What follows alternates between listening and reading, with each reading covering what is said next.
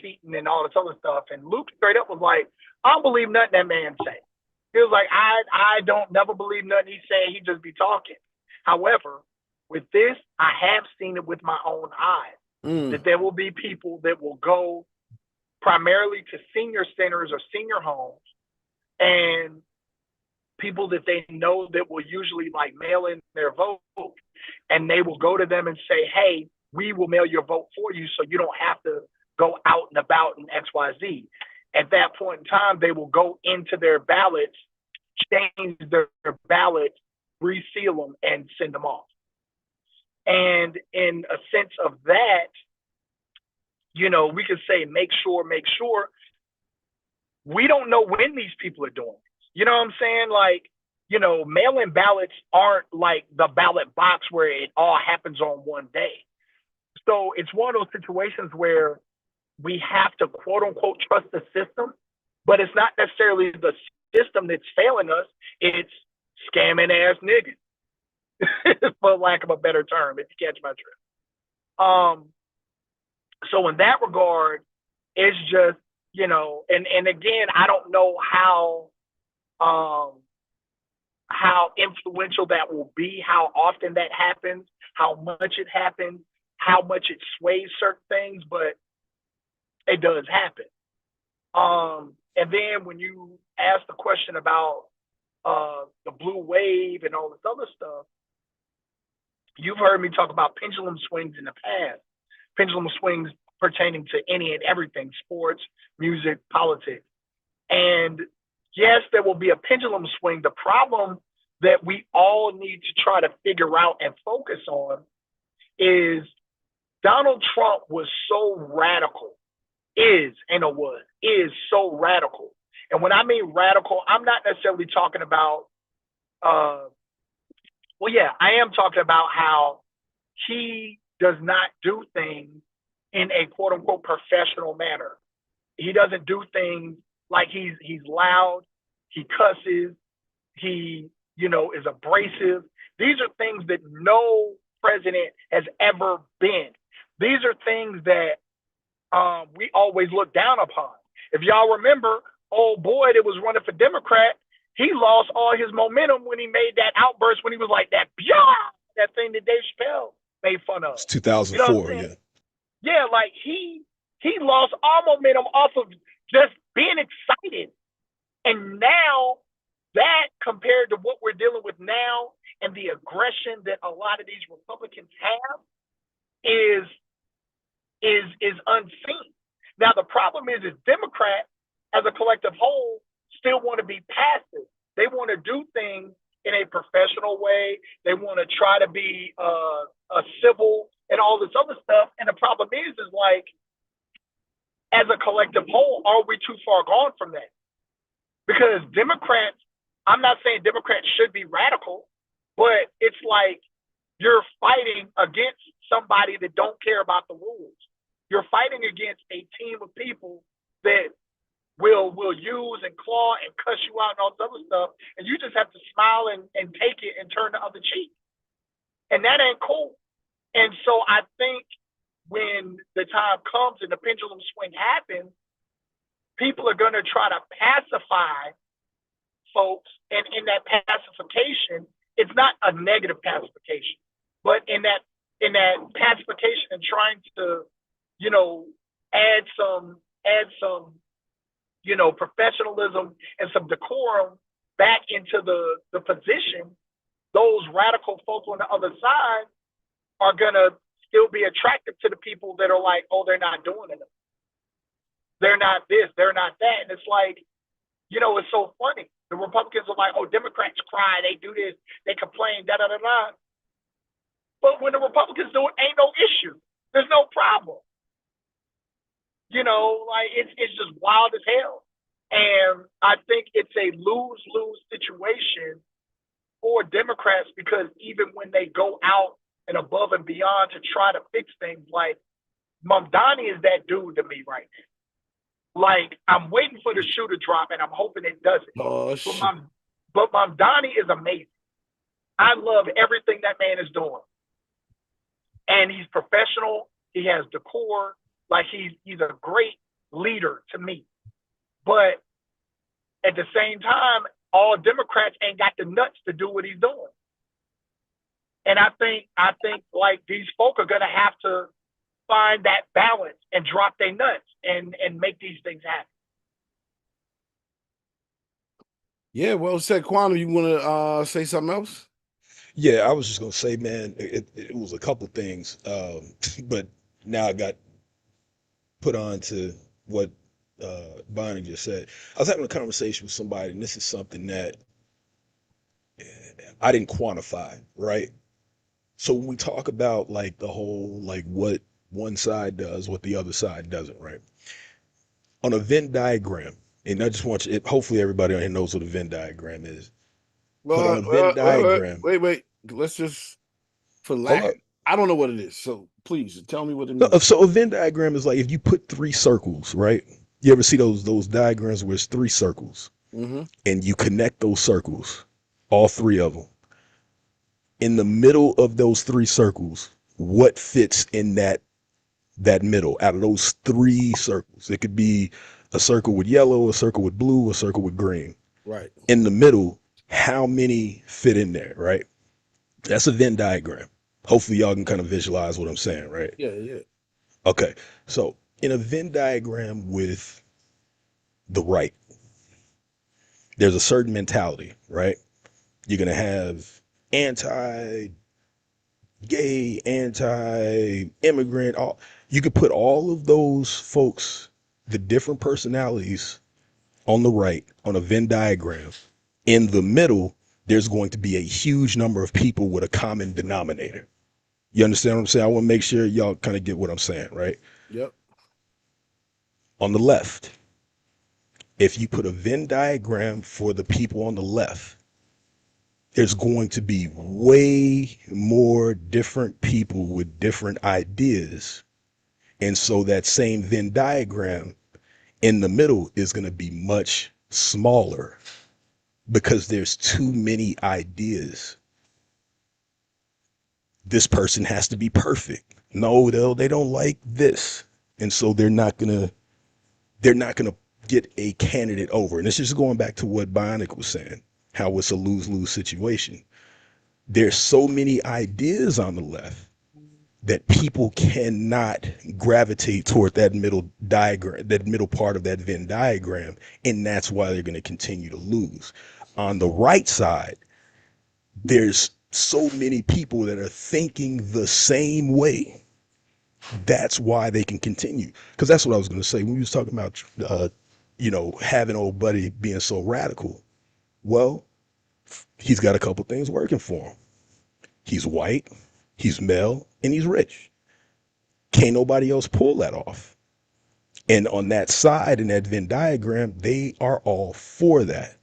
On the left side, well, you got people that like Mom Donnie, and you got people that think he's too radical. So now that Venn diagram on the left gets smaller. And the smaller it gets, the more it's more infighting. And the other side ends up winning because their Venn diagram, that middle part, is way bigger because so many people are in alignment. And that right there is one of the reasons why the left, it can be a lose-lose situation. Yeah, I agree. But I also think that it does not matter if that diagram, those different circles that are represented, if their ballots don't make it to the box, it's one thing for our beliefs. It's another thing for when we go to the polls and vote for our beliefs to be counted. And that's the thing. Here in New York, we have a county called Rockland County. It's next to Westchester County where I live. And they had the biggest fraud, which you can look up because it's still the biggest fraud, voter fraud, where this is New York. Majority of New York is blue by far. But in the district, in that county, the other blue representatives won by I think over 17,000 votes in that one county. except for Donald Trump, who won by 8,000, which goes against just the way people vote. Most people, when they vote, they just vote down the line. I'll say it again. Most people who vote, if they vote, they vote down the line. So people are messing with ballots. People are cheating. Like, we got to stop acting as if we're just like, we don't know what's happening. People are cheating. People, anything you can think is going on is going to go down.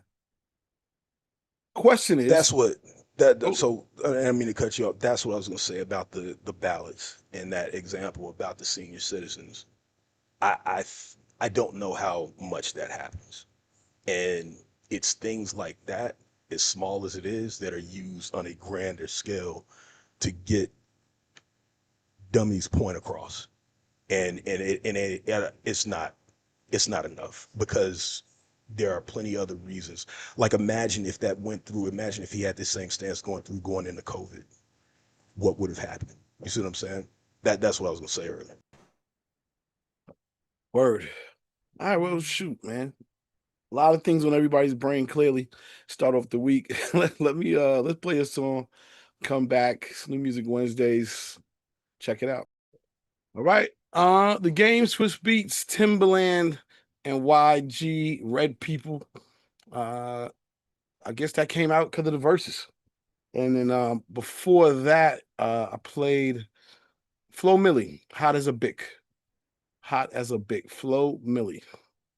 So Bionic had his hand up. Go ahead, my brother. Yeah, that like I said in the chat, I'm like, yo, man, I turned that Flo Milli joint on and like the beat instantly annoyed the shit out of me. Like to me, it's like it's noise, right? But then I used to jokingly say all the time, I'm like, yo, as much as I love the Neptune and as much as I love Pharrell, they were the kings of noise. But the key to their quote unquote noise was they had a drum track that gave a groove that kind of pushed you through that noise level. With this track, it's like the drums didn't do that. It was just noise. It didn't evolve. It didn't have any other structure. The drums were basic and all this other stuff. And it's like I cut it off immediately when I listened to it. Like, well, I can't listen to this. Um, but I also saw somebody say, "Oh, it's a bop, it's gonna go," and I agree 1,000%. It will go. It is a bop, but it ain't for me. Not unless them drums get redone. But I mean, the song is out, so it is what it is. But yeah, Somebody, I don't B-Tip rock with it. said it. B-Tip said it's gonna go. Yeah, I don't. I agree with you. I do agree with you. I can't fuck with it though. All right. B-Tip, you want to say something? Nah, I was just speaking on it, just saying that thing right there is catchy, it's funny, and the young crowd, they gonna go, that shit gonna go for sure. That's it. Okay. Mike Lee. Yeah. Man, the first one was, yeah, man, a youngster, but the second one, man, with Game, yeah, when I first heard that deep cover sample, the intro, like, okay, yeah, motherfuckers go fuck with this, man. Man, that's like a cruising record, but, but it's gonna be a separated song, man, like due to the politics of California, man. You're not gonna see a lot of Crip niggas fucking with that record, man. You know what I'm saying? I mean, clearly. I mean, of course. Listen, that's a whole nother story. Yeah, yeah. I didn't see the verses. I don't know who saw it, but I heard it was a Yeah, good verse. I heard it was a good verses, but I heard that what's the name lost. I didn't see it. I heard that Game lost. Did anybody see the verses? A Big Red, go ahead. Well, on my end, yeah, I know the game he shouldn't have took that Don Julio to the head like he did, because one thing I can say, if you drink like that, boy, you in for it. But yeah, with the song, with the game and YG, I can see the Crips coming out with a song, I answer back. So yeah, it's a good song, but not my taste, but the verse was okay. It just displayed a lot of the West Coast music. It was a good show on for the West Coast. They put on for LA. If you just was a West Coast person, you really for Cali, that was really for they put on for the city, and there was a good verses for LA. That was my take on it. I feel like the numbers is just dwindling. 'Cause I'm not watching. I haven't watched the verses. I'm like, the names haven't been catching me like that. I'm not knocking So I Well, YG they the think seem to game. announce. They seem to announce them things like 48 hours before the shit come up too. I Yeah. think a lot of the versus shit too is kind of like USA basketball. Like it's like, yo, a lot of cats ain't doing it, or the cats we already wanted to see do it did it already. So now Mhm. it's like, yo, like, I guess. Like, you know what I'm saying? Like, I feel like that's how the versus is now. And even with the B2K and that last one, I was like, I didn't think a lot of people would watch it, but then people from the age bracket right below mine were on it heavy. You know what I'm saying? I think with this verses, I think West Coast folk were on it heavy. So I think it's kind of like it's almost like a micro niche joint now where it's not across the board. This is for everybody. It's going to be like this is for these types of fans, and they're going to move on with it. Yeah, I just think they could do better verses. No hate. Remo. Just from hearing the conversation alone, um, maybe the guys are outdated that they putting on. They need some more young, relevant acts versus. But see, I challenge that. I challenge that because I would say who. I mean, if you think of They, like whoever's popular for right now, I don't know who gonna go they against don't because But the their problem catalog ain't the is best. they don't got a 20 for 20. You got Right, to their like yeah, that's catalog it. ain't the best. they That's ain't it. Like up. you saying who's popular now, they got to have 20 records. But they don't. I think they Yeah, need that's what to. I'm saying. I think they need to change the format and say, okay, for those artists, there's the real verses, but then they need to come up with another versus brand that's Or, like, yeah, we're or, gonna do 5.5, or we're gonna do 2-on-2, or we're gonna do yeah, yeah. 1-on-1 because there's just not enough. And again, the acts that they're getting is just not exciting like it used to be. You know what I mean? Yeah, Like, that's unless what you, I was gonna say. Like they need to be like, all right, look, we just gonna do uh uh 5 people. Like, you know what I'm saying? 5 people, 4 songs a pop. Like, there you go. The big ones, the Mary J versus Mariah, we spoke about years ago. Spoke about Stevie versus Smokey years ago. We spoke about, we've had these conversations. Missy versus somebody. The game we were talking about, I think at one point. We've had these conversations, but it ain't coming to fruition. Still a dope brand. They just need to come up versus light. I don't know, something.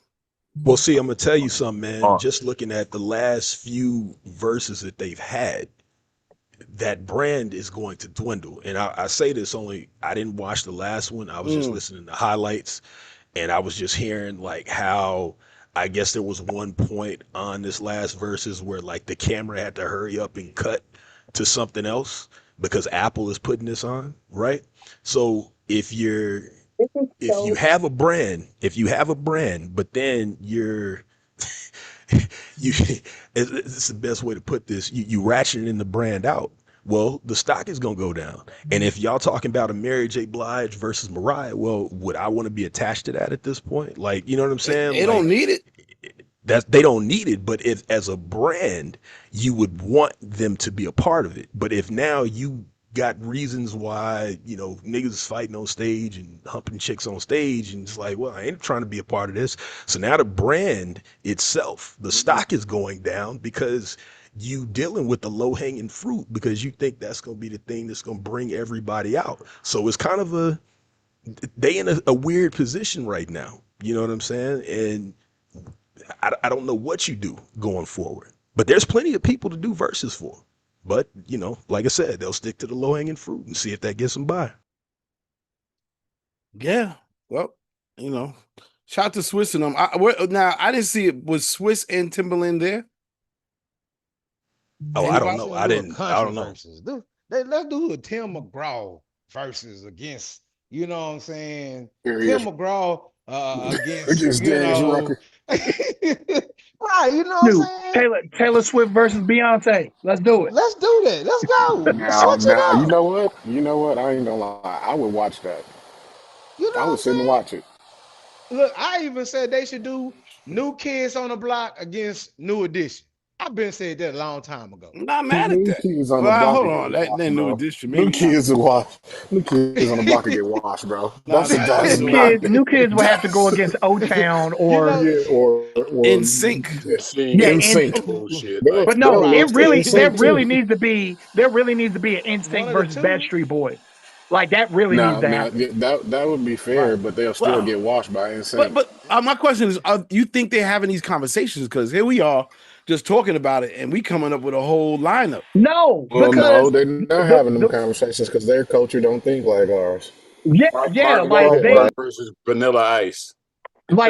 they thinking black, and the same thing that we've had this conversation on here before. It's like music is beyond us, and even so many people are like, all right, this is our thing, whatever. But let's not act like some of us don't listen to some of that stuff.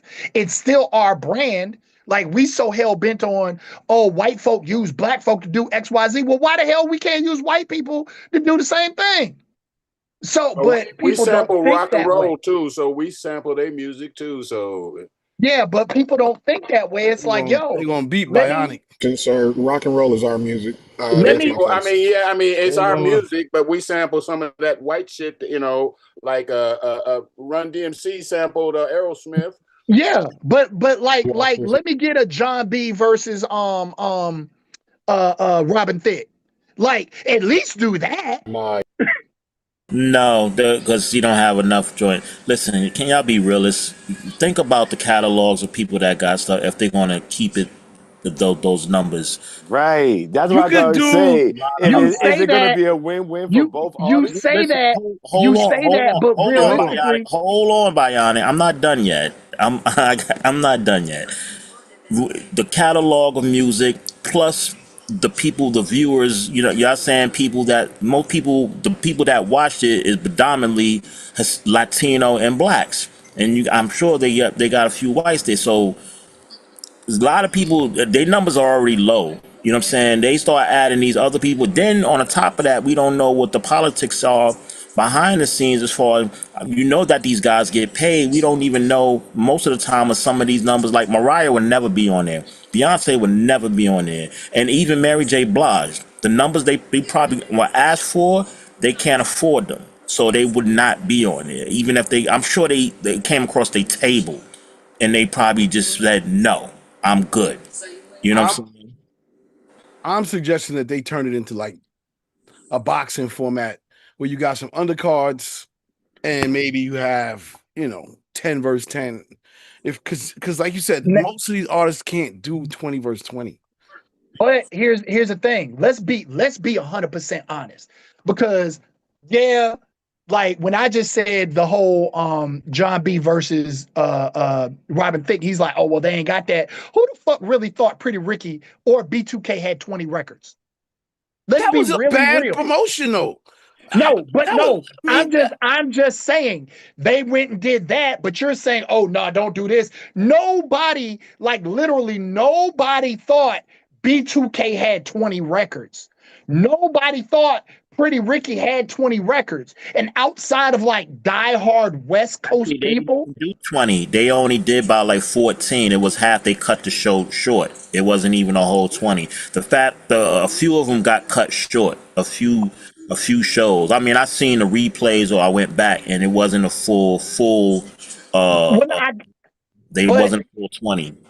at the same time, like outside of diehard West Coast fans, who the fuck thought YG had 20 records? I knew Outside of diehard West Coast fans. I know he got joints, but some of them joints I Like, was like, like, I don't know about. I didn't never hear that, but I like knew he got albums. He got records. I know he or got. or or or French Montana. Who really thought French Montana had 20 records? Who I thought know. Tyrese had 20 records? Not French guy. Like, Hold on. Did Tyrese actually play 20 records? Because I see, think that's my point. That's my point. Even when I say it, you're like, well, damn, Tyrese did just do a verse. Like, that's my point. So don't negate and say, oh, well, nah, you can't do John B and what's the name? I think you could Because do they don't have, anybody but if you don't Tyrese make just it did 20 the shit. records. But Tyrese just did it. Yeah, but 20 records to me is just ridiculous. Everybody ain't got that shit. And I don't want to sit there through the bad shit. That's why Right. I'm not going up on So, here like you just said, trying to fake the front. modify it to 12, modify it to 10. Modify it to There's nothing 10 for wrong some with that. people. 5, if you're undercard, you're getting 5 records. That's it. Yeah, exactly. Word, Right. And there's nothing wrong with that. Like, change is good. Evolution is good. We saw the evolution of where it was just somebody playing the songs to like performing. where people was like, oh, this person has better songs. Then it became a performance thing. Yeah. So those evolutions are quote unquote okay. So why aren't they evolving into saying, okay, let's reduce the song count so we can get other artists that might be up and coming, blah, blah, blah. And like you said, do an undercard of 3 to 5 records and then do the major card of 10 records. Hell, a heavyweight bout is 12 rounds. An amateur bout is 3. Let's run it like that. I'm cool with all of that. You sound excited. Hey, I can say if they ran it just like they did with the Motown when it was the 4 tops against the Temptations, if they ran it just like that, that'll be great. You know what I'm saying? Because that was You trying to very get entertaining. you trying to get the truffle suit back on. You know back what I'm in the saying? day when they had the truffles. Yeah. You know what I'm saying? Even if they did it like that, because it'll still be good, you know, because it was entertaining. And even now, let's go back to Mariah Carey and Beyonce, and let Netflix pick it up. Netflix got the money. Netflix pick up the verses, run it on Netflix where everybody running, you know what I'm saying? They little old subscription money to see it. Problem You know what I'm is, saying? problem is because it's owned by Apple and Apple has Apple TV, it would have to be Apple TV. Apple ain't gonna make a deal with Netflix like that. So it would have to be Apple TV, and Apple TV has a subscription base, but I don't know if that's enough for people to subscribe to Apple TV for it. All right, well, let's play a song, man. This is crazy. We just gave them a whole fucking business plan. Almost forgot to stop it.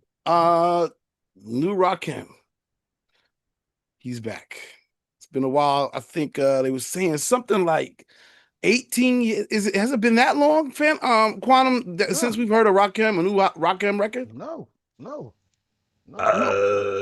I'm not sure.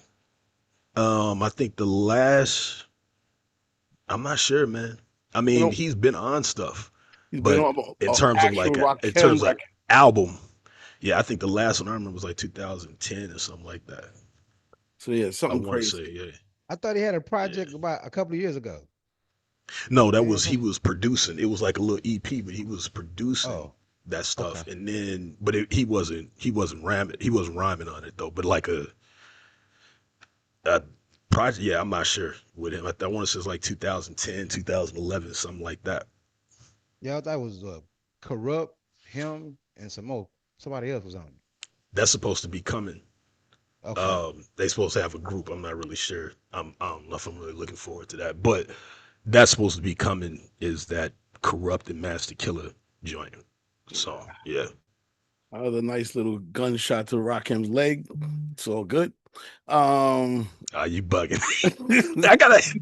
I'm being objective, man. I'm being real objective, dog. Like, I mean, I'm just keeping it real, man. Like, little shot. It's not, certain things aren't needed, man. Like, like man. You want your legacy to go out. You know, you want to have less.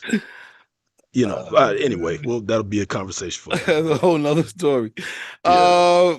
All right, before that, Quantum, what was that record right there? Okay, here we go. That was Homeboy Sandman and Jack Splash featuring CeeLo Green, World on Fire. I saw a couple people in the comments saying they need that. It is on Digiwaxx, folks.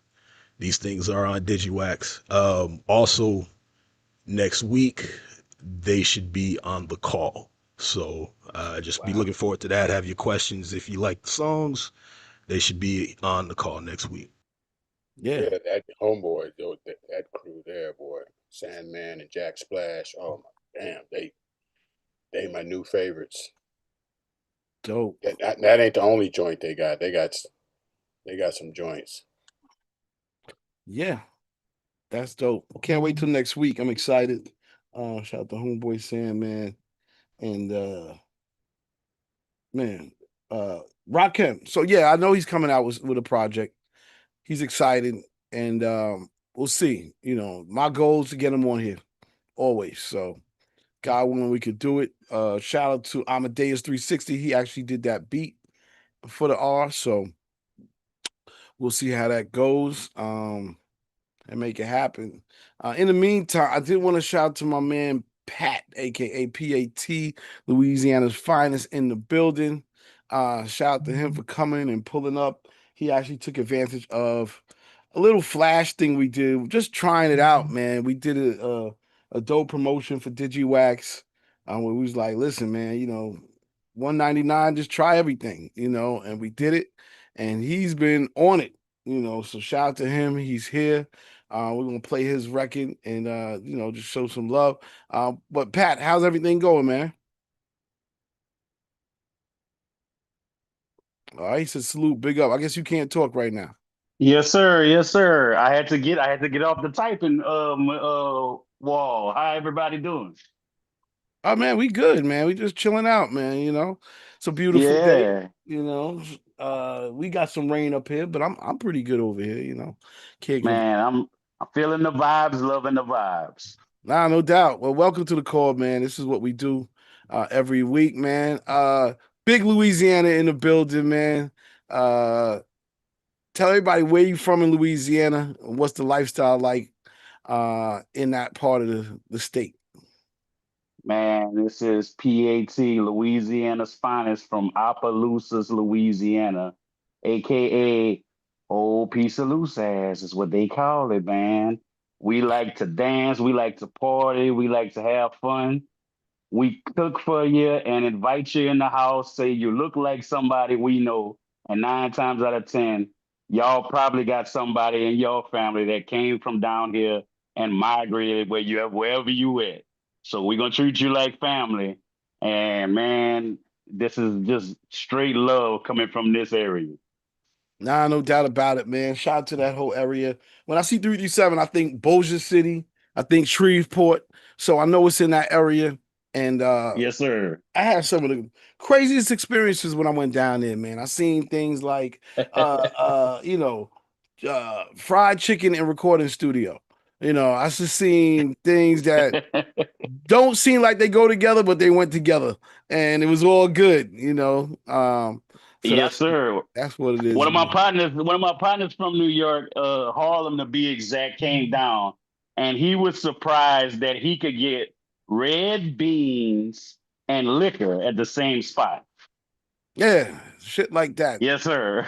It's like a melting pot of different things going on, but it's all good. Like, you know, ain't nobody tripping, you know. Nothing but love. Nothing but love. So real quick, how'd you get into the music game, man? How'd you get to start? What drew you to the art? Man, listening to some amazing music from around y'all way. You know what I'm saying? I'm hearing just a bevy of different artists and ended up loving it. But as far as actually doing music, it was one of my friends telling me, like, you know, you learn all the music on the radio, you hear their music, you sing their music. So why not, you know, come up with your own? And I pondered on that for a minute. When I finally did it, it was at a high school homecoming. And it was kind of quiet because it was for halftime. So, you know, the band not going crazy. Man, I spit my lyrics in a cipher and everybody went nuts. And everybody that was there turned towards where we were. And I was like, man, I got to do this. Like, I have to do this. And I've been in love ever since. That's how it goes, man. Seems like people have these big moments in that part of town, man. I think Hollywood Bebe was telling me a story about how he had to, like, there was that moment where he had to do it in front of everybody. And that's Yes, sir. made him into a star. And now we have a similar thing to New York. It's like a proving ground. Mm. And you know, you wouldn't think that, like, you know, people would hang on lyrics out here, but they do more than you would expect. And they listen to every single word you say. So like if you repeat yourself, they will let you know while you're on stage. Hey, that's how it goes. That's good. It's the Apollo, yes, sir. You know. Yeah, man. They not playing. They harsh about it. They really, like, when they love it, they love it. So if you're coming with something real, you're coming with some great music, then they're gonna support you all the way through and through. Talk to us about this record. Beat a Back Up, Fuck Some Shit Up. Produced by Mickey Guns. Yes, sir. Yes, sir. Well, I'll tell you like this, man. Shout out to my brother Mickey Guns on the track. This guy is a phenomenal producer. He's a youngin in the game, and he understands music to a point to where he consistent and he ain't missing. So I needed to get with him for a long time. We've been cool for a minute, but you know, I know that he's taking care of the clubs and then some. And he's going viral with just about every song, every beat that he's doing. And he rap as well. So like I went to him, and as soon as I heard that, I was hearing Level on it, the Club Banger King, because it was intentional. I needed to do a club song. I needed to do a Louisiana track because most of my career I was outside and never did no club music. And Louisiana was requesting me to do some our type of music, our format, our club shaking, twerking, dancing, energy type of song. And because of that, man, I went to the top-notch person in the club, and Level did his thing.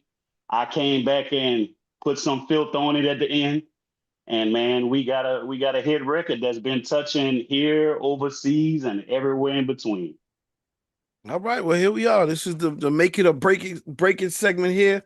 Let's rock with it, and everybody, you know, we're gonna chime in. But yes, sir. Here we are, my man, PAT, Louisiana's finest. Check it out. Mickey on the track.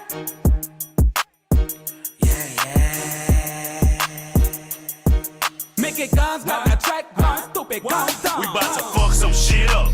Fuck some shit up. We bout to fuck some shit up. Fuck some shit up. We bout to fuck some shit up. Fuck some shit up. We bout to fuck some shit up. Fuck some shit up or fuck it up like ooh ooh ooh ooh ooh ooh ooh ooh ooh or fuck it up like ooh ooh ooh ooh ooh ooh. It's Level, baby, and you already know. I'm the type of nigga that put dick up in your hole. The Club Banger King got him jigging on the floor. And I be full of pills, pop 3, pop 4. I'm about to fuck some shit up. I go dumb. Nigga, it's whatever. If you want it, you can get some. I go hard in this bitch. Yeah, that's how I come. And I got jiggers for you niggas if you want one. All the bad bitches touching they toes. Hit them with that dick and now they coming out they clothes. Gangsta ass nigga, and you already know. I've been rolling all day and I'm still rolling more.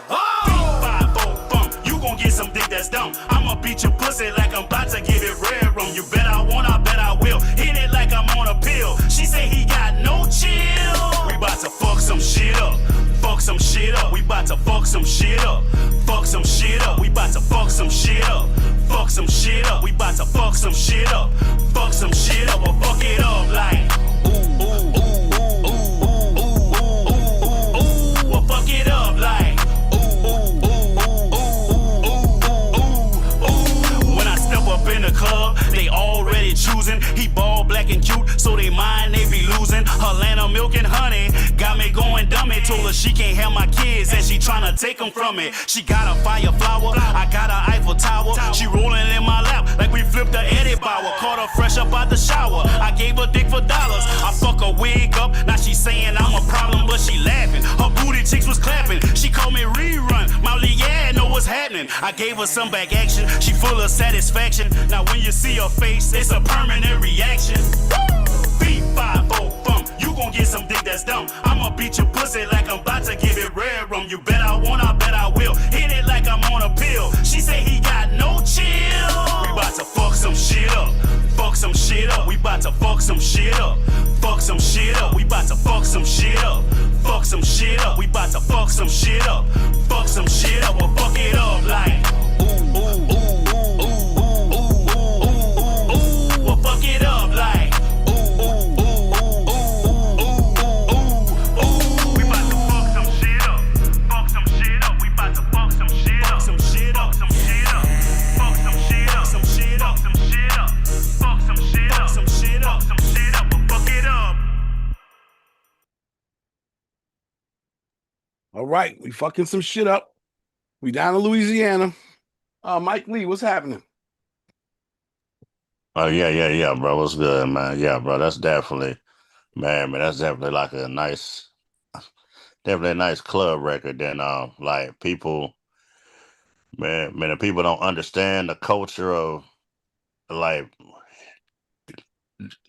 Louisiana, they wouldn't understand how to play the record, and people have to know. Well, Boosie and Webby ran off with the sound, but it always been a regional sound of all the artists that they was the first ones to elevate it to another level. Because you know what I'm saying, if you listen to so many other underground artists like Dobie D, X Mob, man, that sound always been around. Yes, sir. All right. DJ Big Red.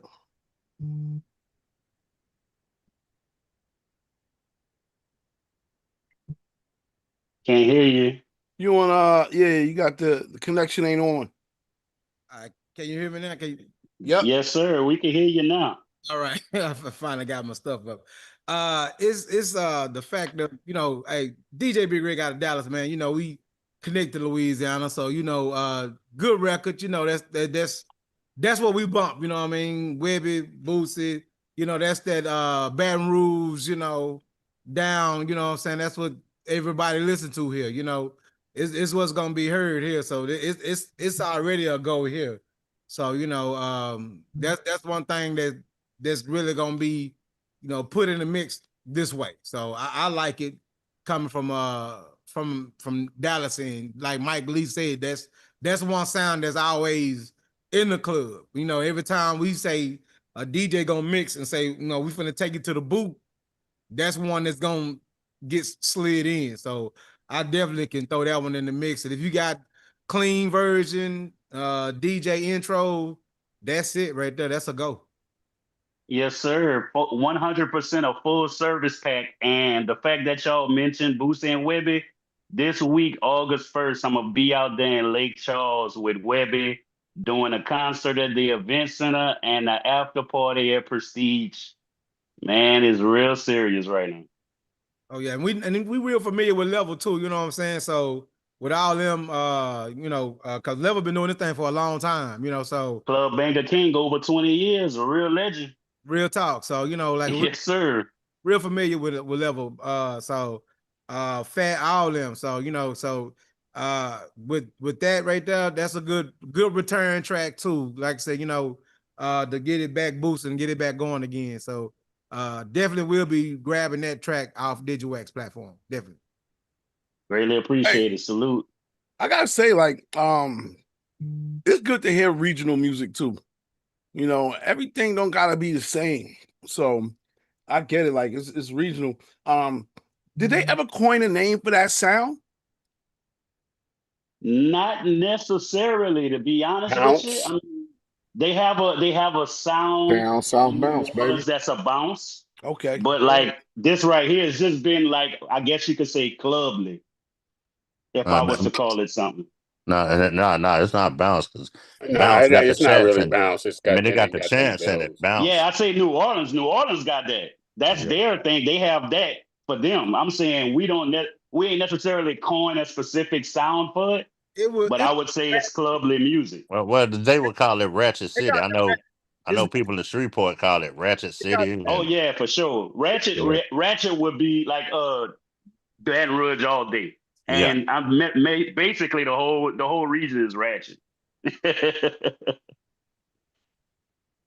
Well, you already know. Shout out to everybody. The chat has got some good comments about it for sure. And jigging as well too, CL. Jigging, I would say that's probably another aspect of it. Jigging. Okay. Yes, Yeah, man. sir. I mean, I love the South. It's always had its own thing, but even within the South, there's those even more local sounds, which is great. And you always have somebody that blows up and sort of introduces it to the world. Right. But I know if I go down there with you, hang out at the strip club or at the club, they're gonna turn up to it. You know what I mean? Man, hey, bro. They had a girl that was at Home Depot on her raised lift. I'm playing it as I'm walking through. She's dancing about to fall. You hear me? It's infectious. You know what I'm saying? Like you can't help but to dance. You can't help but to shake some ass, jig, whatever it is. Like it's gonna make you move. However it go. If you wasn't partying, you're gonna party now. How's the promotion going regionally, especially in like your city? To be honest, it's been more than regional. Like I don't know why, for some odd reason, I don't know if it's like attachment to me, because normally I would never do a club song. Normally you're going to get some music. I got music with Fiend. I got music with Crooked Eye. I got music with people that, you know what I'm saying, that really get major respect in music. And it's like, considered Grammy nominated things and all kind of stuff on the table. But at the same time, like as much as I try to keep it, like if I try to make it a Southern thing, other people reach out. Let's say like Sirius XM, heavy hitter DJs. Shout out to DJ Javi. He hit me up. He messed with the song and it's been playing on XM. You know what I'm saying? Things like that just been happening. Somebody in Sweden, somebody in Germany, somebody in the UK. They've been gravitating to it way more than we could even imagine. Way more than I even expected. Dope. Yes, sir. And that's Dope. people just reaching out and saying they love the song. Seeing a video or hearing it on my pages or whatever it was, other radio, whatever is on, it attracts other people from different areas, even areas we wouldn't expect. Yeah, man. Well, listen, I'm happy that the reaction is going. It seems like it can do something. Like I said, especially coming out there. If you got other people supporting it, you just got to keep on pushing, my brother. That's the biggest No thing. doubt. Don't give up. Hey, that's why I'm with the best, Digiwaxx. It's all good. We gonna keep it pushing. Yeah, man. Well, listen, for those who want, like, for people to get in contact with you, if you could please let them know like the best way to either follow or to find you so they can support on their own if they want to bring you on their platform or anything. Yes, Please, sir. Well, let 'em this know. is PAT Louisiana's finest, y'all. At Instapat on IG, INSTAPAT. And links in the bio, all my information in there. But I'll say my email directly is the letter E, the letter Z, and on your ears. I'll make sure I type it in the chat. But easy on your ears at gmail.com. Last thing I'm gonna say too is like it's a radio season. So Yes, last week sir. in New York, you had the radio, the iHeart Radio conference go down. People came in town for that. And now this week, Radio One in Atlanta, they're doing their conference right now. Which is another thing, to try to get it. I would try to maybe get a rep or somebody who's out there maybe to play the song for people, because that stations, those are stations coming from all over the country, including your area and the South. And so it couldn't hurt to like maybe get somebody to just play the song in front of everybody who's out there making decisions and stuff. For sure. I got some people I mess with out there. Shout out to my people, Eli on Dummy. And as well as I heard you had said something about X Mob and DJ Dobie D. Man, DJ Dobie D been making sure he been spinning that thing ever since it dropped, and he been mixing it with that headband Headband and Boosie. They done did the remix of that sound, and every time they hear it, they hearing it with like the hottest song in the country. So shout out to him for that, because that's super love, and it's like they correlate beat her back up, the radio version, with, the hottest song from Louisiana, period, in the country, from Headband. And salute to them because they got a super movement going, and I'm definitely trying to be on that same level. All right. Dope stuff. Well, Yes, sir. Brother Pat, thank you for pulling up. Oh, it's a pleasure, man. Hey, look, I'll be here for all the ones I can make. Hey, yeah, and let's play some more music. You know what I mean? And that's Yes, the thing. If sir. you have a Yes, diverse sir. catalog, that's good. So we'll get back to it. Yes, sir. Not a problem. It's a pleasure, man. I can't wait. And I know for sure, man, every show y'all doing is gonna be fire. So everyone I could catch, I'm definitely gonna be in here. Like for the 5th, man, I can't wait because that's like all family. Dope. Yeah, next week. All right. Yes, Dope. sir. So I'm gonna be here for that too, for sure. All right, we'll pull on up. We'll be here. Yes, sir. Appreciate you. No doubt. All right, let's check this joint out. Kevin Little, Charlie Black, Island Ting, and before that, we heard the new Pitbull. So, yeah, music is what it is. I actually had a question for everybody because this report came out for Tuskegee University, in which Tuskegee University, HBCU, been around for a long time. Actually, one of the only real HBCUs, has announced that it will now enforce a new dress code, which will ban bonnets, do-rags, and bedroom shoes outside of the dorms. Is this a good move? Is it a fair move? If you're a student at Tuskegee University, it's something that keeps coming up. So I just want to get everybody's opinion on it. Bionic, I knew you'd raise your hand. For some reason, I knew you would raise your hand first. Go ahead. So this rule, I'm not mad at it. All right. First and foremost, if they made the rule, that means things got out of control. Okay. It's no different than when a few years back, Morehouse made a rule to say that there's no dresses allowed on campus. Morehouse is a HBCU, it's an all-male college. And they have people that have alternative lifestyles that attend that university. And they made a dress code rule to say no dresses allowed on campus. You know what I'm saying? Because it got out of control. That's why rules are made. Now, there are other schools, like not even in the school per se, but in certain classrooms, teachers have dress codes. I talked to one of my homegirls at Jackson State School of Business. You had to come in there best dressed, business casual to her classroom. That's how it was. That was the rule.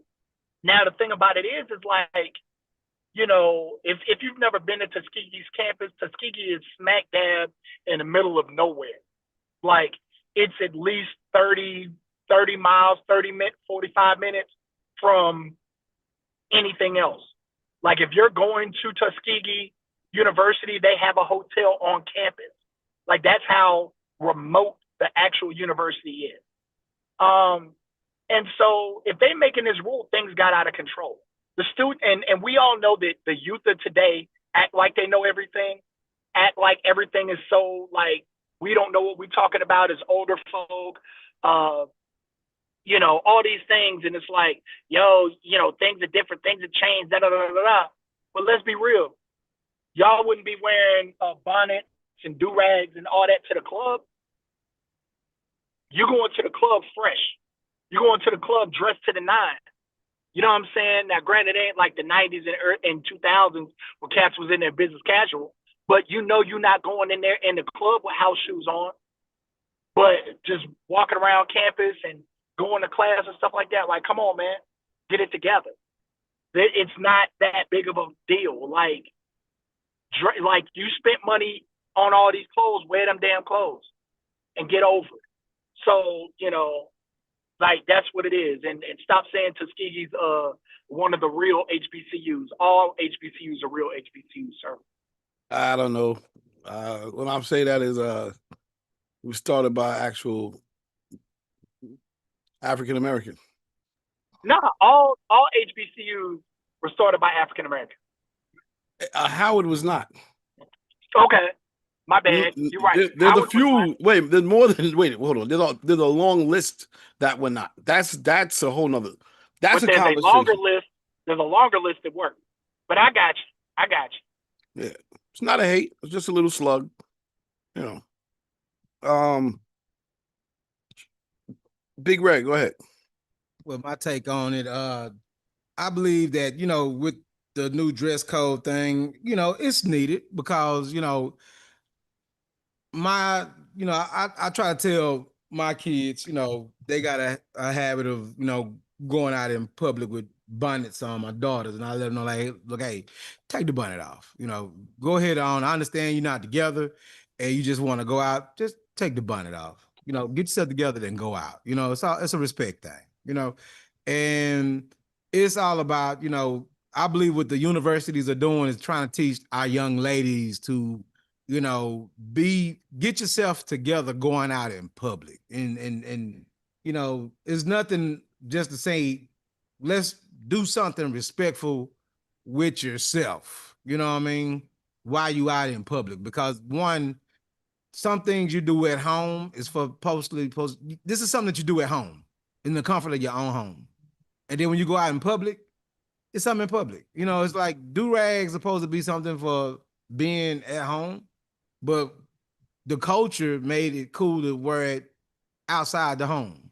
The culture made it cool to wear it, in the streets. And it's a part of the culture, street culture, basically. And within the educational system, they're just trying to let everyone know there's a separation between street culture and the educational side.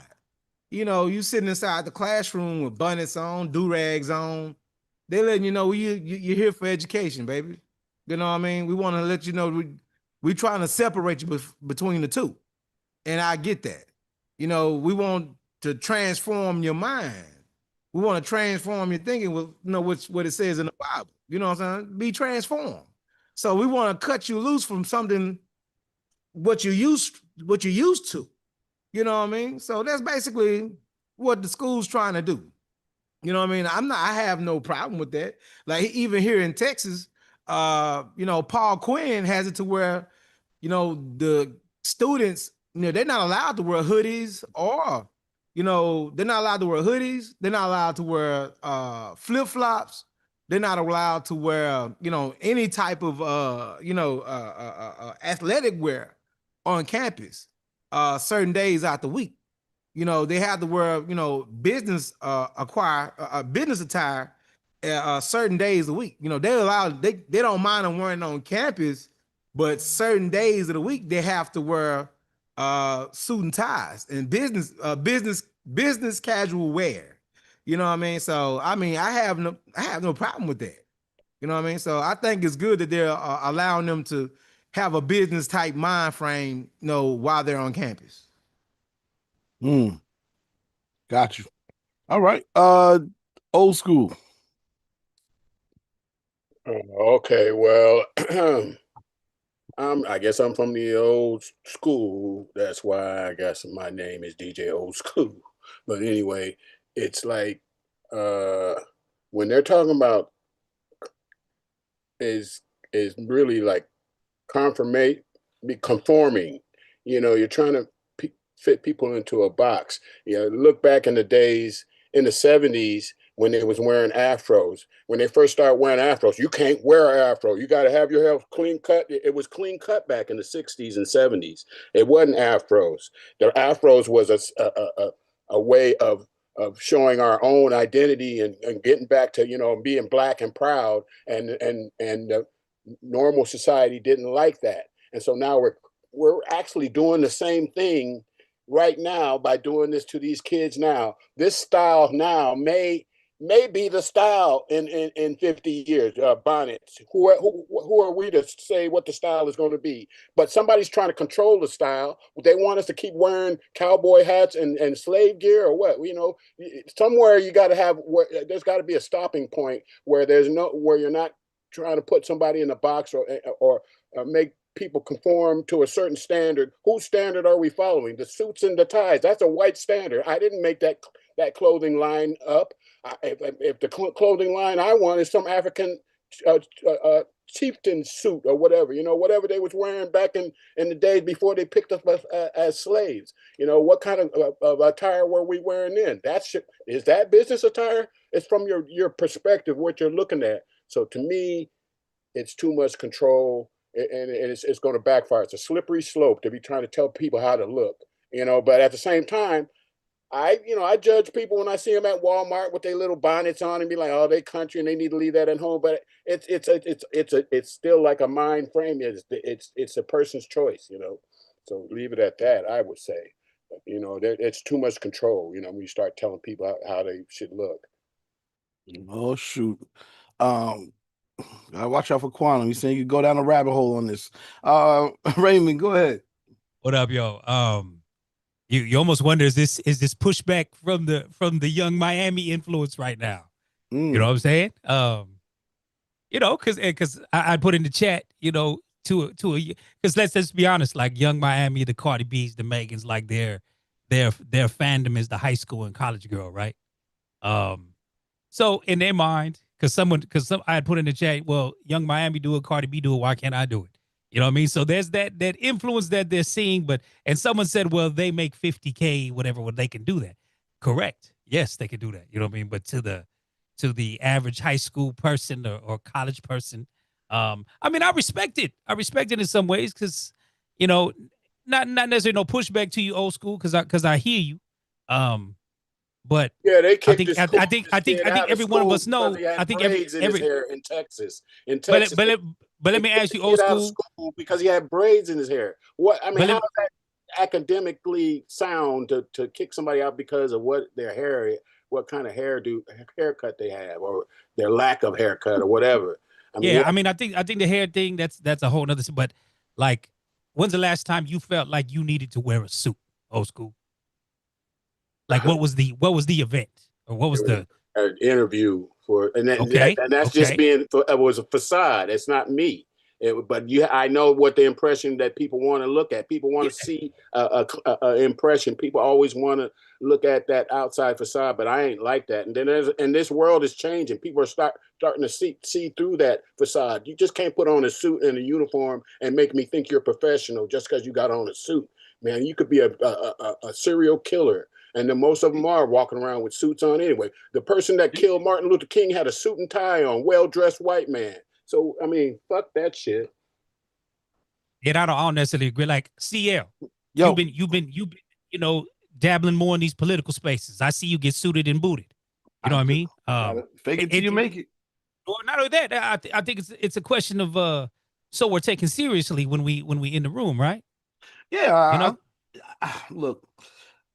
This is why I want to bring it up, because I think I get it, right? I get the fact that, like Brian said, rules need to be put in place. You're also trying to set this example of what and how you need to conduct yourself in certain spaces. I totally get that.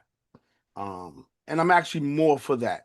However, I do understand that it can be used against you. Even the example, just look at I'm sorry to interrupt, but even it's quick in my mind. The example of the president with the Ukraine president and how they clowned him because he didn't have a suit and tie on. And this isn't an event. What do you got on? And they too worried about his dress, and he's worried about his country getting bombarded by bombs. He ain't worried about a suit and tie. So there's certain things that a suit and tie doesn't, represent. Sometimes it represents the establishment, and a lot of people don't want to. But you just admitted you wear a suit and tie to a job interview. So that's what I'm saying. That was fake. You got to put that on. I mean, I could have went shirtless, but I wouldn't have got the job. Right, and that's the point. That's the point. It's got to be fake in this world. Yeah, you do. Like Listen. I put it this way, old school. Like you as a bald black man, me as a bald Mexican man, we get seen differently. I get seen as a gang member. You know what I'm saying? I know often places, even if I get suited and booted, I wear a hat just to not get the judgment. For having we call peloneros. You know what I'm saying out here. You know what I mean? But I've been bald since I was 19. You know what I'm saying? And again, bald at a different time because I was doing different dumb shit. But even now as an adult, you know what I'm saying? Still there's a judgment that Then even then, that comes with it. Bald was skinheads. They had a gang Yeah. of motherfuckers killing people because they was bald. So you look at even that was a stigma against you. Mm-hmm. I think that is in a way like it's good because these kids could always revert back. I think to know how to play it because you gotta here you're playing the game, man. Well, I know we don't want to have to, but you have to play the game and you need to know how just to think play about it, think about all the conversations we've had about the code switch, right? I mean, There you go. it's just certain settings you adjust yourself. You know what So I'm saying? like And there's nothing wrong at with a that. There's nothing funeral, wrong with being professional. I don't think at there's a nothing wrong with funeral. being professional. When they dress up at a funeral or at church, now there's people that go to church in jeans, and now there's people that go to funerals and they gang colors, and they come up there with all blue on, or if they with the Crips, and it's crazy, So I mean, it's a matter of choice. So let's throw this out there. Let's take black out of it because for some odd reason we always think that this world is black, black, black, black, black. All right.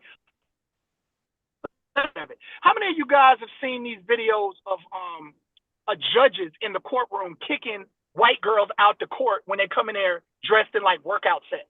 Have y'all seen these? Yeah. How is that any different? This is and they're kicking them out. They're like, well, what am I supposed to do? Like, I'm just from the gym.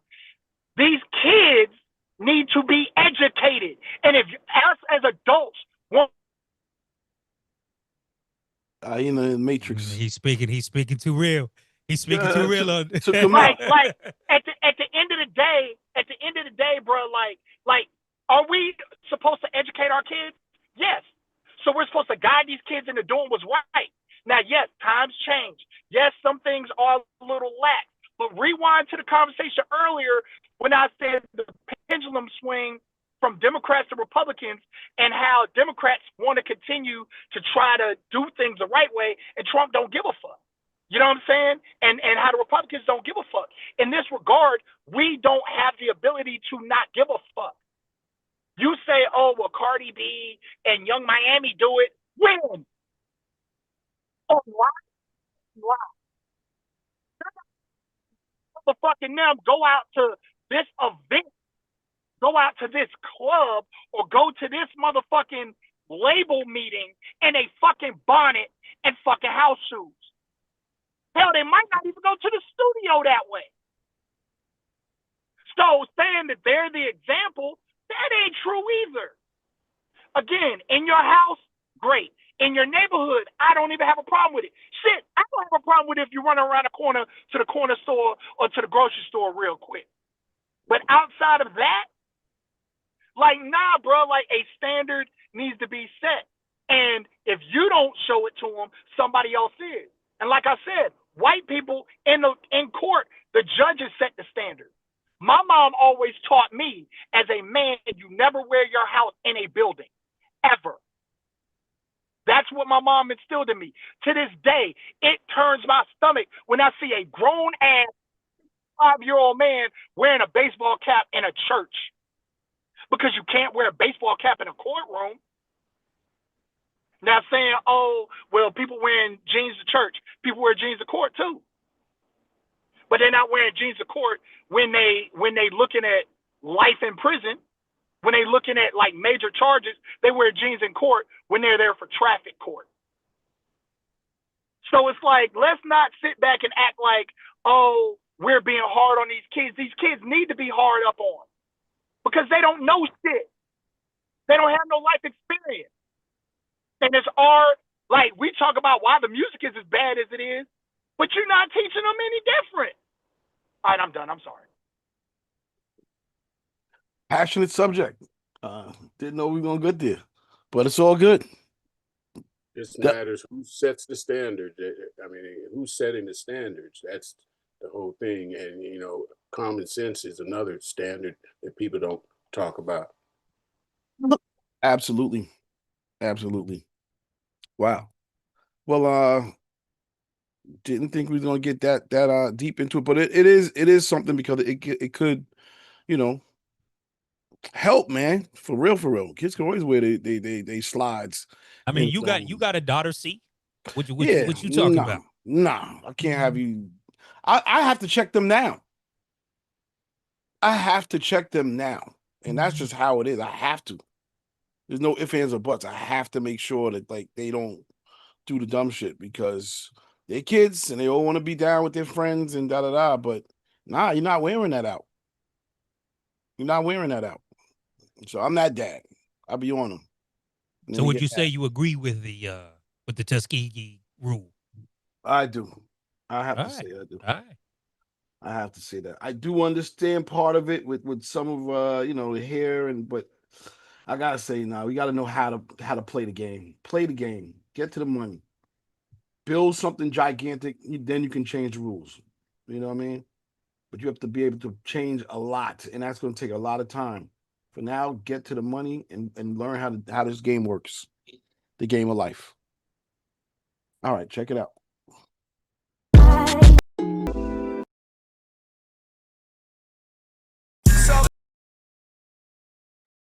Yeah, sorry about that. New music. Yeah, that last record, man. That's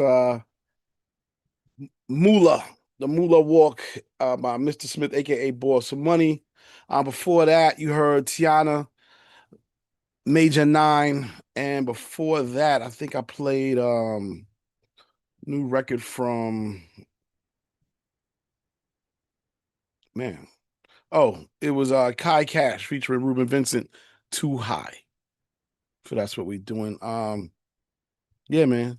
Shout out to Mike Lee. He did send in the last record. Go ahead, Mike. Oh yeah, man. That's Mr. Smith. I met him on the Nerve DJs call last night. So I said, man, I ain't heard the record, but he sent it to me, so it's already programmed on about 30 stations, like 30 FM stations. So he said, I got everything set up for you. So he's in Austin, Houston, Orlando, Gainesville, Tallahassee, New Orleans, Alabama, North Carolina, Virginia, so Mississippi. So man, he got about 3 to 4 stations per state. They got his record in rotation. Anybody got any feedback?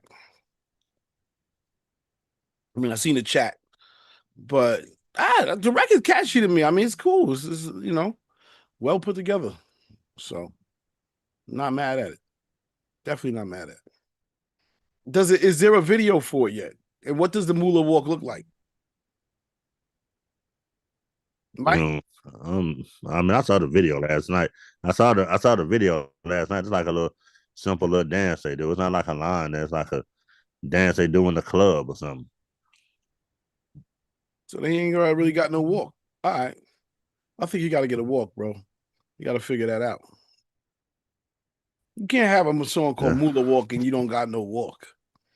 That shit's crazy. Anyway, that's just what I'm thinking. They keep saying Moolah Walk. Oh, do the Moolah Walk. I'm like, yeah, what? Yeah. What does the Moolah Walk, the money walk? That's basically what it's saying. The Moolah Walk, the money walk. Like your pockets are fat. You got to walk like your pockets are fat or something.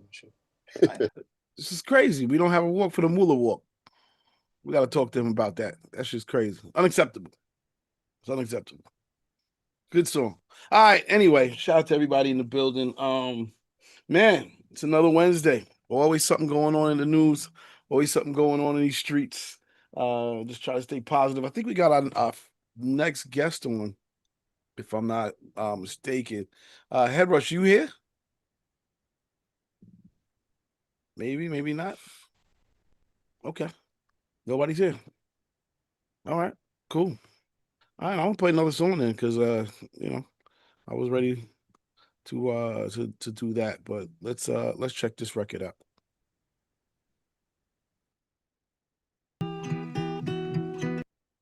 Sorry about that. Yeah. That's new Masego. Song's called Heaven. Album just dropped. Yo, it is a banger. I'm not gonna front. There are records on there that I know that the people on this call will love. So please tap into that shit. That's a dope album. They're just joints on there. Just joints. So Sego on the next level. So all right. Back to what we do. It is New Music Wednesdays. And yes, our first artist. Well, our second artist for the day is on. Let's see. C.O.M, Young Rico, you here? Young Rico, you in the building? Yes, sir. I'm in the building. All right, I see you. Is there any way you can turn your camera on for us? Yeah, I got you. Moving around in them Chicago streets. Yes, sir. Shout out to the Shy, man. I love the summertime in Chicago, man. Dope city, man. Shout out to Lakeshore. Shout out to the Bud Billiken. Hey, I mean, these are the things I did, man. Shout out to West Side Chicago. I seen them do some footwork out there. Shout out to South Side. Done had some good ass Harold's. And the food in Chicago. Oh my goodness. Sheesh. I don't know why they don't do a music conference in Chicago again. I promise you. It is one of the best places to do a music conference. I ain't gonna hold you.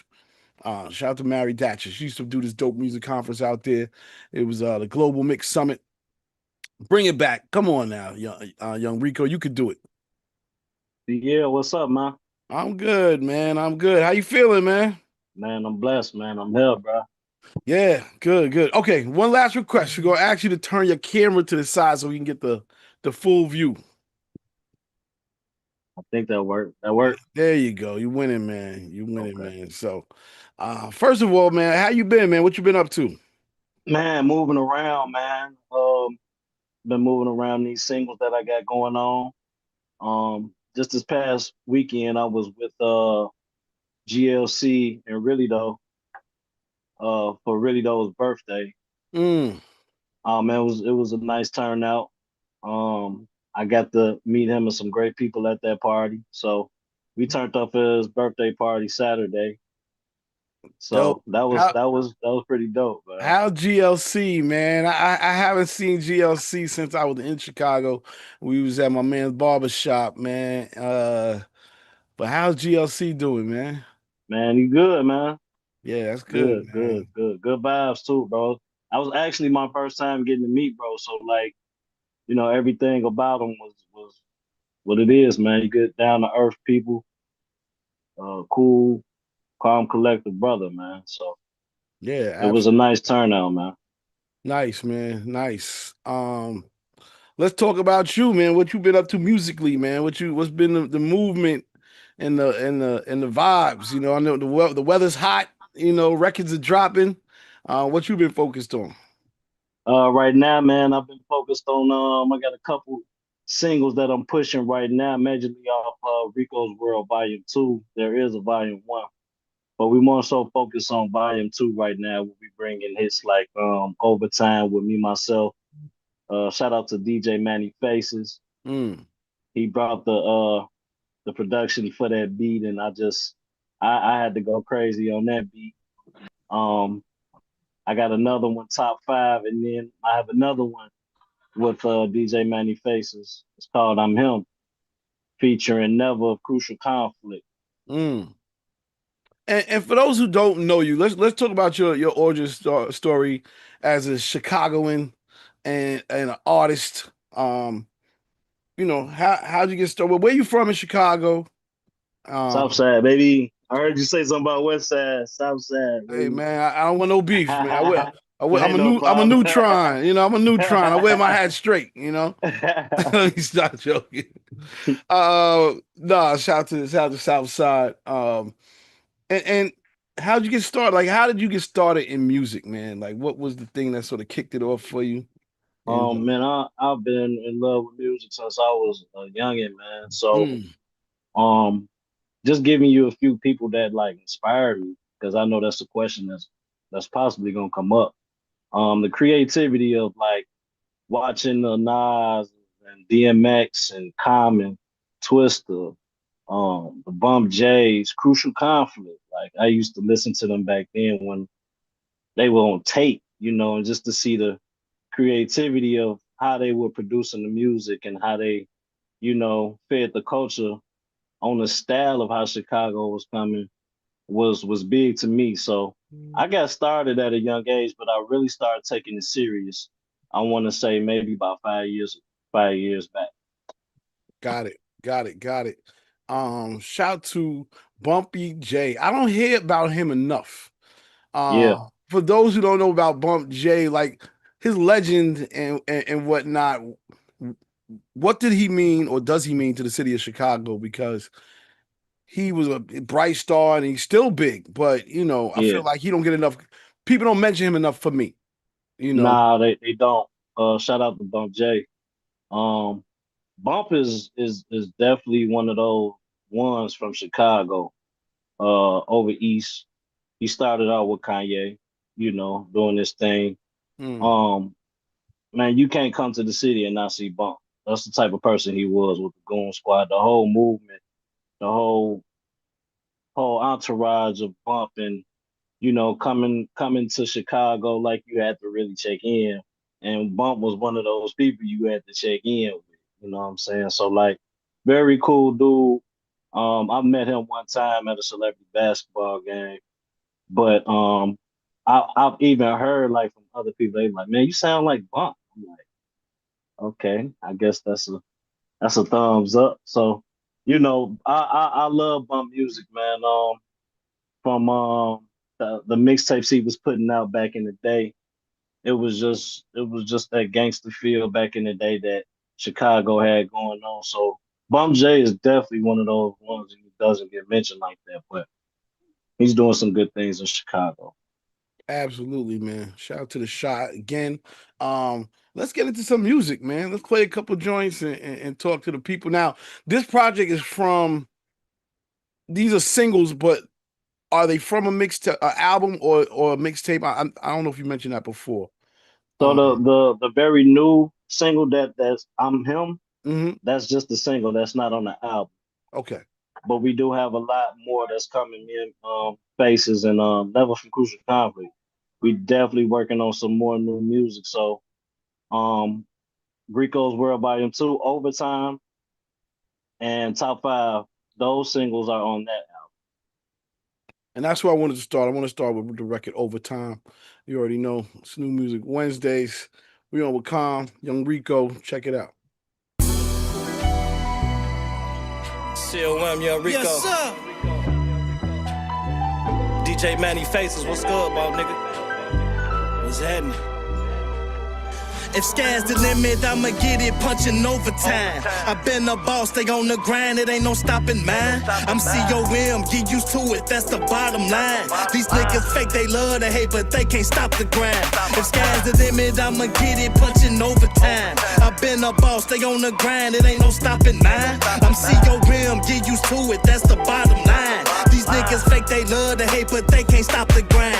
Kick it on, let me kill that shit what the business is. They can catch my drift, trying to show these fuck niggas how the ground, we gon' flip them heads. That's on my kids, I can never look back, count racks, I'ma always win. And that's a fact, double up, triple that, go hard and do it again. Ain't no time for sitting around, gotta grind and get it. Feel like Popeye when he open his business, these niggas weak, they lost and timid. He fell out with us, but I tried to prevent it. He fried like chicken, the ops, they living. Spiller said, gotta stay on your pivot, these niggas ain't with it. My squad, we up, we gone, we winning. So to the life that I chose, I'm living. Feel like the down on my bow with no limits and get to the finish. The safe for pretending I stay on the mission, I gotta go get it. I stand on that business, I'm all that. I get on the mic and spit all gas. Stick to the plan, what you call that. I be peeping the snakes to the tall grass. Nigga going with the hate, you can fall if back. If sky's the limit, I'ma get it punching overtime. I've been a boss, they on the grind, it ain't no stopping mine. I'm C.O.M, get used to it, that's the bottom line. These niggas fake, they love to hate, but they can't stop the grind. If sky's the limit, I'ma get it punching overtime. I've been a boss, they on the grind, it ain't no stopping mine. I'm C.O.M, get used to it, that's the bottom line. These niggas fake, they love to hate, but they can't stop the grind. It's send me the win, no lack. Initiative cold, no cap. Ain't none of these niggas been cold like that. Plant the seeds, they gon' come right back. Nigga, give me the stain, I'ma be right back. I'ma be right back, cause it be like that. I got hustle bones. Salute to the real that they made a home. Let me kill this beat, had to make a song. Shout out to Strong. If they don't keep it real, gotta let them go. On your marks, get set, he ready, go. It's up there, one of my favorite songs. I'm a fool with it, no losing it. King of the throne, I'm ruling it. Nigga, stay in your lane with that goofy shit. Is you ludicrous? Really don't give a fuck, nigga, who you is. I been the shit. Been on my grass since a little kid. Nigga, dreams went up, had to do it big. Can't stop the shine, I've been true to this. I've been spending on shit with 2 fucks to give. Everything I touch be lucrative. I built the whole team up like Lucius did. Now who the shit? Now who the shit? If sky's the limit, I'ma get it punching overtime. I been a boss, they on the grind, it ain't no stopping mine. I'm C.O.M, get used to it, that's the bottom line. These niggas fake, they love to hate, but they can't stop the grind. If sky's the limit, I'ma get it punching overtime. I been a boss, they on the grind, it ain't no stopping mine. I'm C.O.M, get used to it, that's the bottom line. These niggas fake, they love to hate, but they can't stop the grind.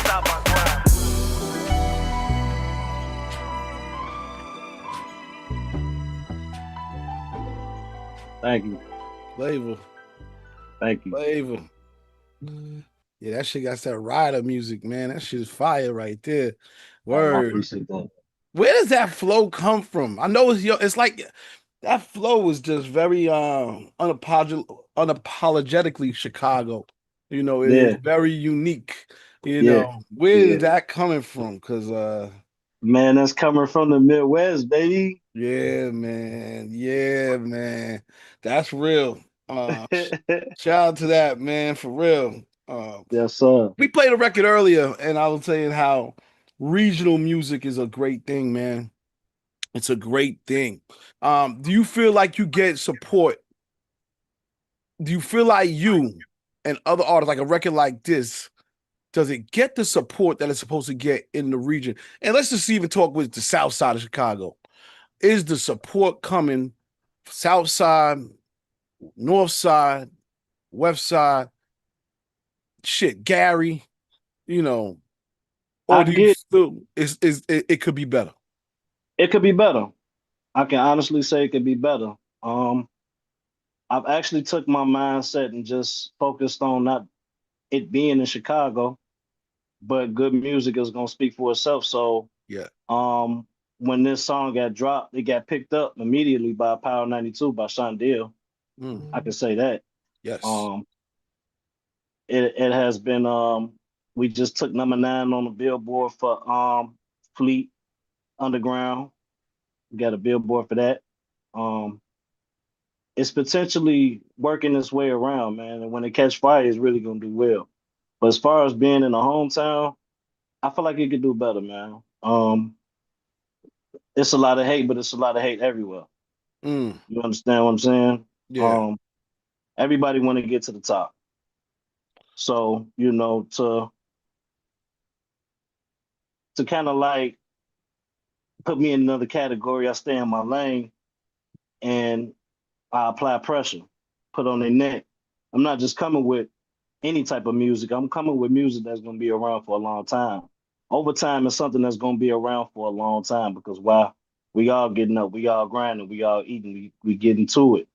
You know what I'm saying? I'm not out here making any type of drill music, and you know, no bad thing about that. It's just, you know, I'm making music that's gonna be around for a long time. I'm in my own lane, but I do feel like the love and the support can be better in Chicago. No doubt, man. Shout out to my man Happy.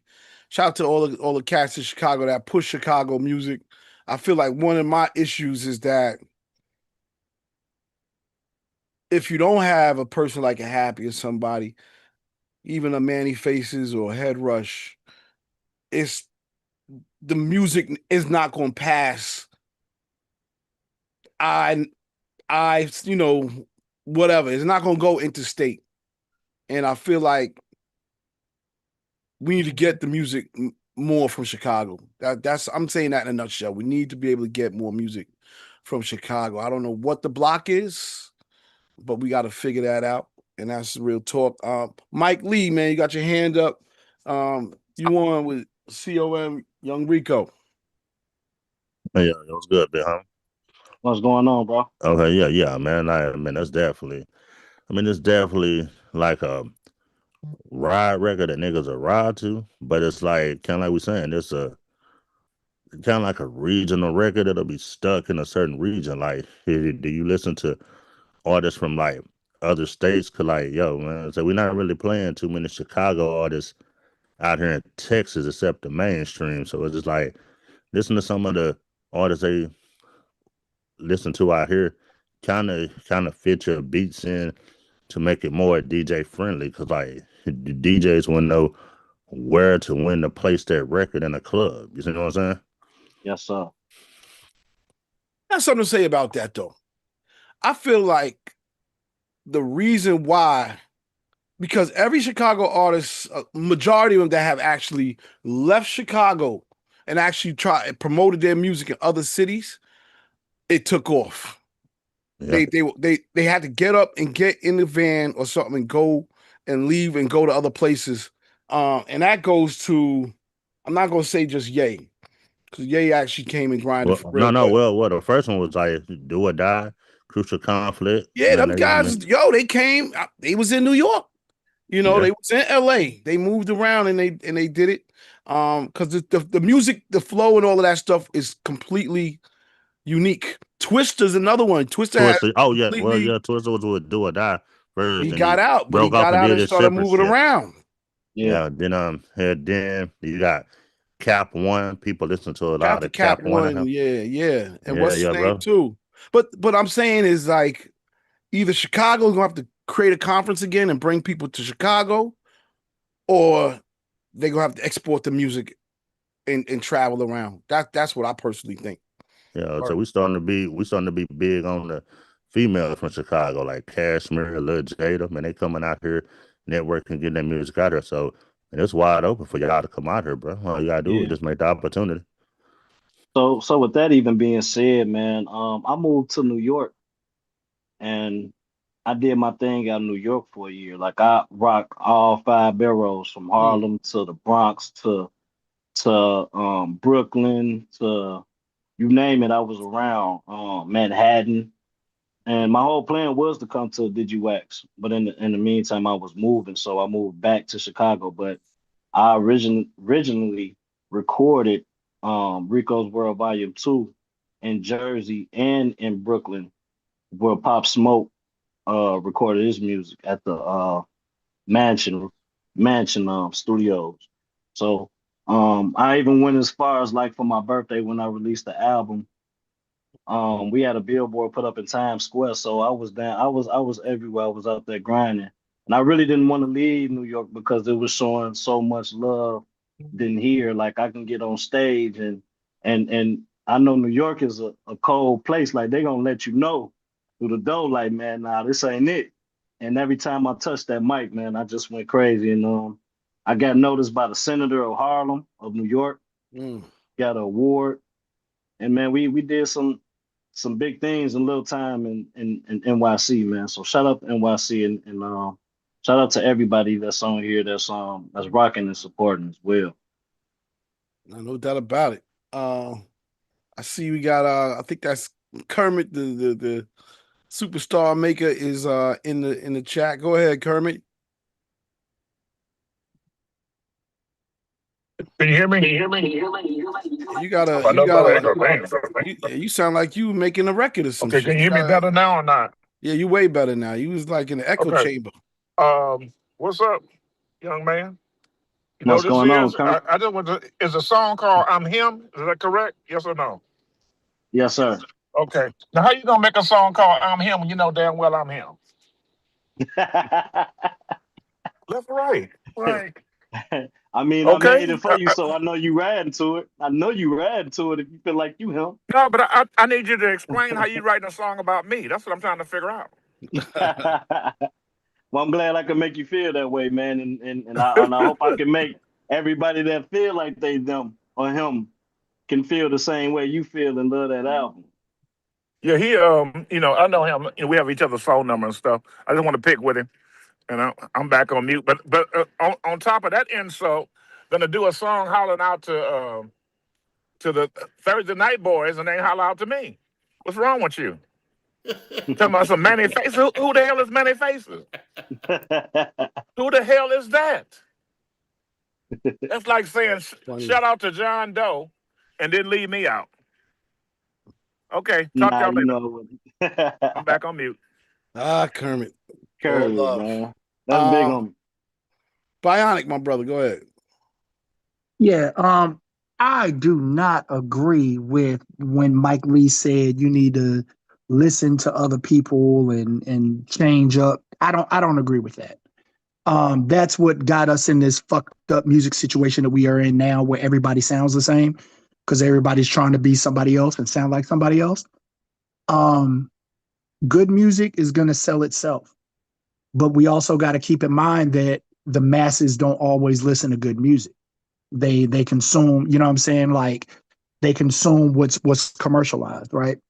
Yeah. So when you're talking about, hey, I moved to New York for a year and they was rocking with me out there, but you had to move back to Chicago, but Chicago was kind of like not supporting. That's the usual case for people outside of like the major music markets. Because a lot of times people will pigeonhole you because they know you from the hood, they know you from high school, they know you from your old job, and they mentally want to keep you in that place. Yeah. So moving out and going to New York, people will embrace you because it's like, oh damn, this nigga came from here to do XYZ. But you also heard the back end of what Mike Lee said when he said, oh yeah, these girls from Chicago came down here to Houston. So likewise, it's like move and shake. And I had somebody tell me a long time ago, he said, when you don't have money, you have to start from the outside and spiral back in home because they'll respect you because everybody outside fucks with you. But if you got money, you can start from at home and spiral out because people will fuck with you because you got bread. But the hard part about it is when you don't have money, it's hard to start from the outside. That's all. And so do what you can to, hit those other areas and those other markets and continue your networking. You did your thing in New York. Don't forget about them. You know what I'm saying? Try to shake in Philly, try to shake in Atlanta, try to shake in Houston, try to shake in Indiana, try to shake in these other areas to the point where the people back home in Chicago will wind up fucking with you. Or if they don't, so be it. All these other folk do when they paying you. So be it. You know what I'm saying? Because at the end of the day, like there's nothing wrong with your music. There's nothing wrong with your style. There's nothing wrong with it. Like, and there's a place for it and it's needed. Now, the key is it top 40, Billboard chart top 40 music? Might not be. But at the same time, if you can build these followings of loyal fans and be able to just hit tours and small venues across the country, you know what I'm saying? And make, $5,000 here, $10,000 here and shake that like that, bruh, you living and eating off of your career and what you love to do. Yeah. You know what I'm saying? And to hell with a chart. Like the charts is great and being recognized is great and all the other stuff. But if you making that real money doing it, so be it. You know what I'm saying? So just keep doing what you're doing. The music is, I fucked with that joint. You know what I'm saying? I don't think you need to change anything. Like be yourself, and people that rock will rock, and some people it'll grow on, and some people will never accept it. Well, the people that never accept it, stop trying to force it down their throat. Find somebody that will. Brother. Hey man, last week we played a record from Zero from Houston. Apparently the record is what? Somebody said it was 12 years old. 12 years old. It shut down his call. Everybody. No. I thought it was 25 years old. Nah, it can't be that old. Really? So the one with the Eric being right Kim sample? Yeah. Whatever it was we played last week, it shut it down. Man, that came out in 2001. Okay. It came out in 2001, bro. Okay. And all I'm saying is like your shit ain't it still hasn't really been heard. I feel like it's a regional joint, but it's not. It's only regional because we saying it's regional, and it's probably regional to Chicago because of the sound. But regional records they blow up and they make sounds, man. So I say keep pushing that shit because it had everybody like in it, like people rocking with it. And the second thing I'm gonna say, which I always say, is like I hope I don't know if you did a DJ, not just a DJ, but a listening event for that song and maybe a couple of others where you had DJs and maybe some of the other influencers in the town just meet up around your music. You know what I mean? Like just make it a C.O.M. Young Rico event around your music. Doesn't have to be the biggest spot. It can even be creative. We was talking about how you could take a movie theater and flip it into a dope experience. Listening experience, or if it's a lounge or a studio, but trying to do something where you can just bring everybody just to gather around your music, and just having those few hours of people's undivided attention, Yeah. it can do a lot for you in the city. All right, we're gonna go to Zay Ski. My brother, how's everything? What's going on, bro? I just want to jump in here and say that Rico is a very talented young man. You know what I'm saying? He's very versatile on his skills, and he's like a a best kept secret. You know what I'm saying?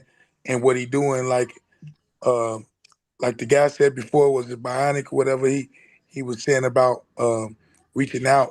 You know what I'm saying? That was how when I first got on Digiwaxx, I had to shoot all the way outside of the Chicago area. That's what I did, and you know what I'm saying, it made y'all notice me and my sound or whatever. And so I really respect that because Chicago is a following city. You know what I'm saying? They just, so if you seem like you coming from up out of your hometown, yeah, it's not that much love because they follow everything that's coming into the city. You see what I'm saying? Like they're following city. So that's why Rico was saying like it's not that much love, you know what I'm saying, between, Chicago. If you're not popping, they gonna just look at you as like a regular person, like, oh, I could just go around the corner and holler at dude, you know what I'm saying? That's how they look at it.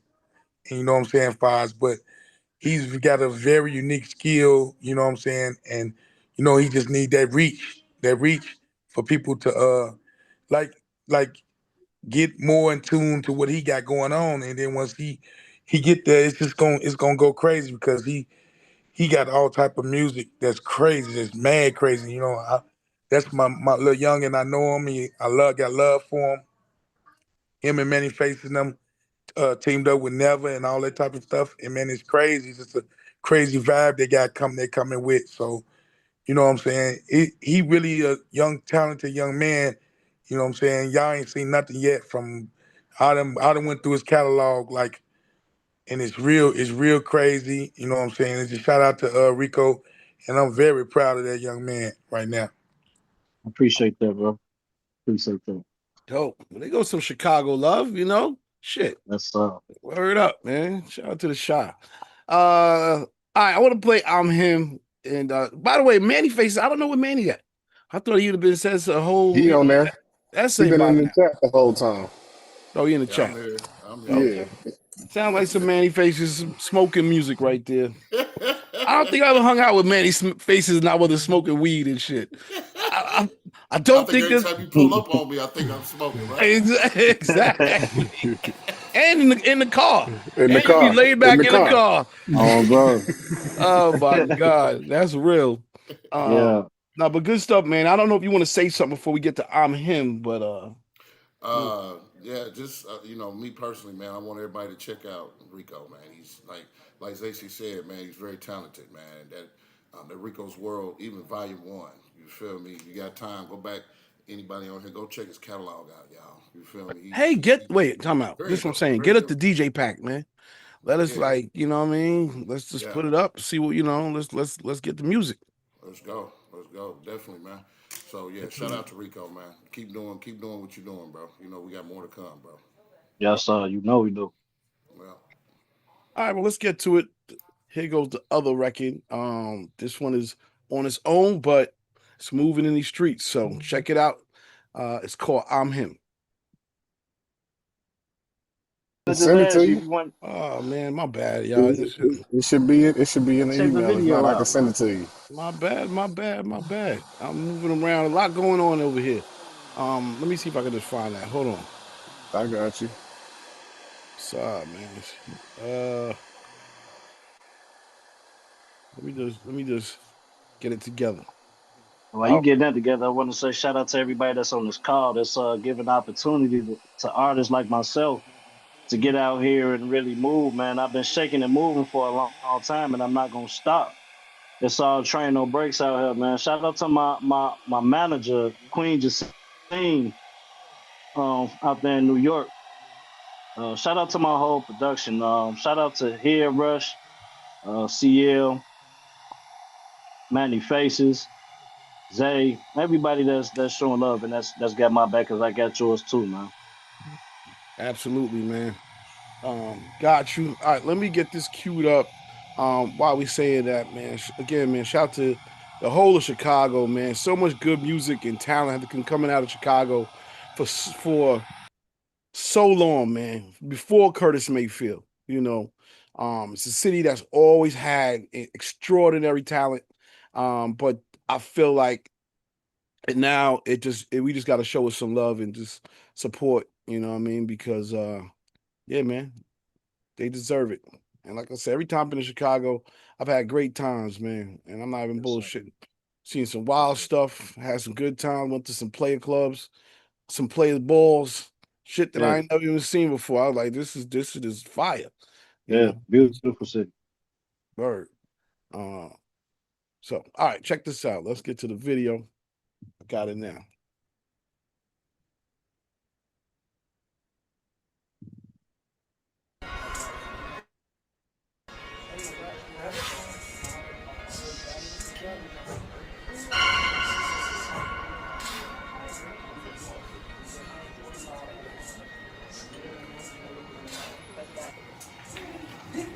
I got that one. You already know the time it is, bro. You know everything. Shot up. You know I'm still counting anyway. Let's go.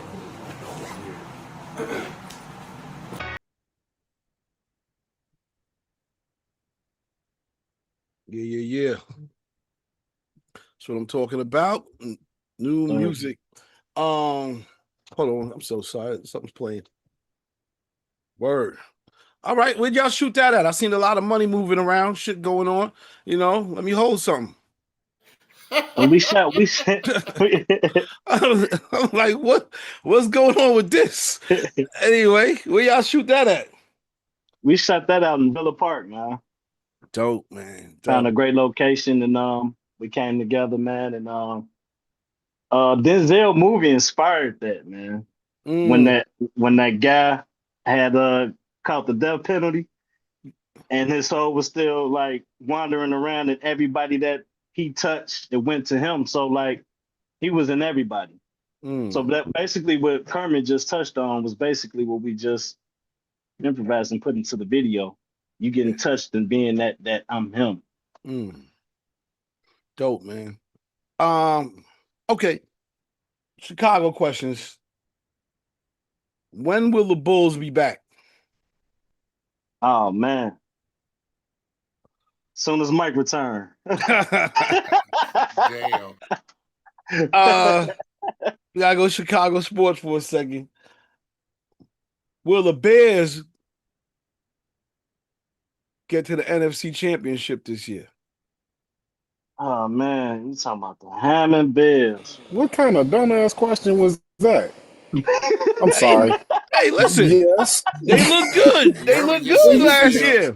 Hey, Look, I've been said, trying to CL, he said the Hammond Bears. You heard what The he Hammond said? Bears. Y'all are terrible, man. I'm so mad. I'm a diehard This interview Bear is fan. about Rico, man. Y'all are not finna do this to me right I now. gotta go left. Yo, Rico from Chicago. He gotta answer some questions about sports, man. Hey, I believe so. I'm with him 110%. I'm just mad that Indiana had to pick them up like that. Why they gotta be the Hammond Bears now? Like what? Yeah, that's nasty. What's going on?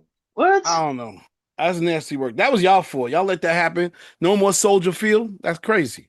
Yeah, that's wild work, bro. That's crazy. People go to Chicago just to go to Soldier Field. They're not going to Chicago to go to Indianapolis. I'm sorry, not in Indiana. No disrespect. And my last question was going to be about the White Sox because they are from the South Side. Hold on. Y'all looking decent. Y'all looking decent. Y'all looking good. Can y'all get to the World Series?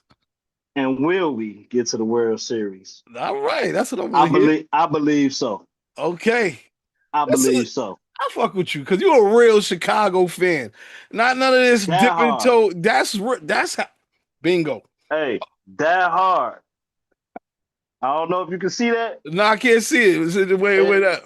It's this the Blackhawks. Tatted on my arm. Oh, okay. You even rocking with the hockey. Damn. That's what's up, man. That hard. And the Black Yankees and all of that. Yes, sir.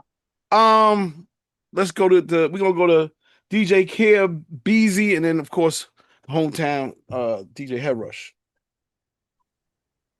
What's up with you, my guy? I just wanted to say a couple of things that everybody else said. Yep, you're a little low though. You're a little low, brother. Oh, okay. Let me I got you on my Bluetooth, but make a long story short, man. Be back.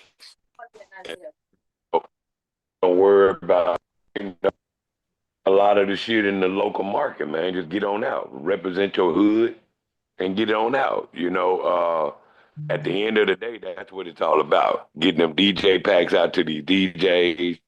That's very important. But get on out of town, man. And like everybody keep telling you, it'll come back home. That's all. That's all I wanted to add to it. Yes, sir. Yes, sir. Word up. Appreciate that.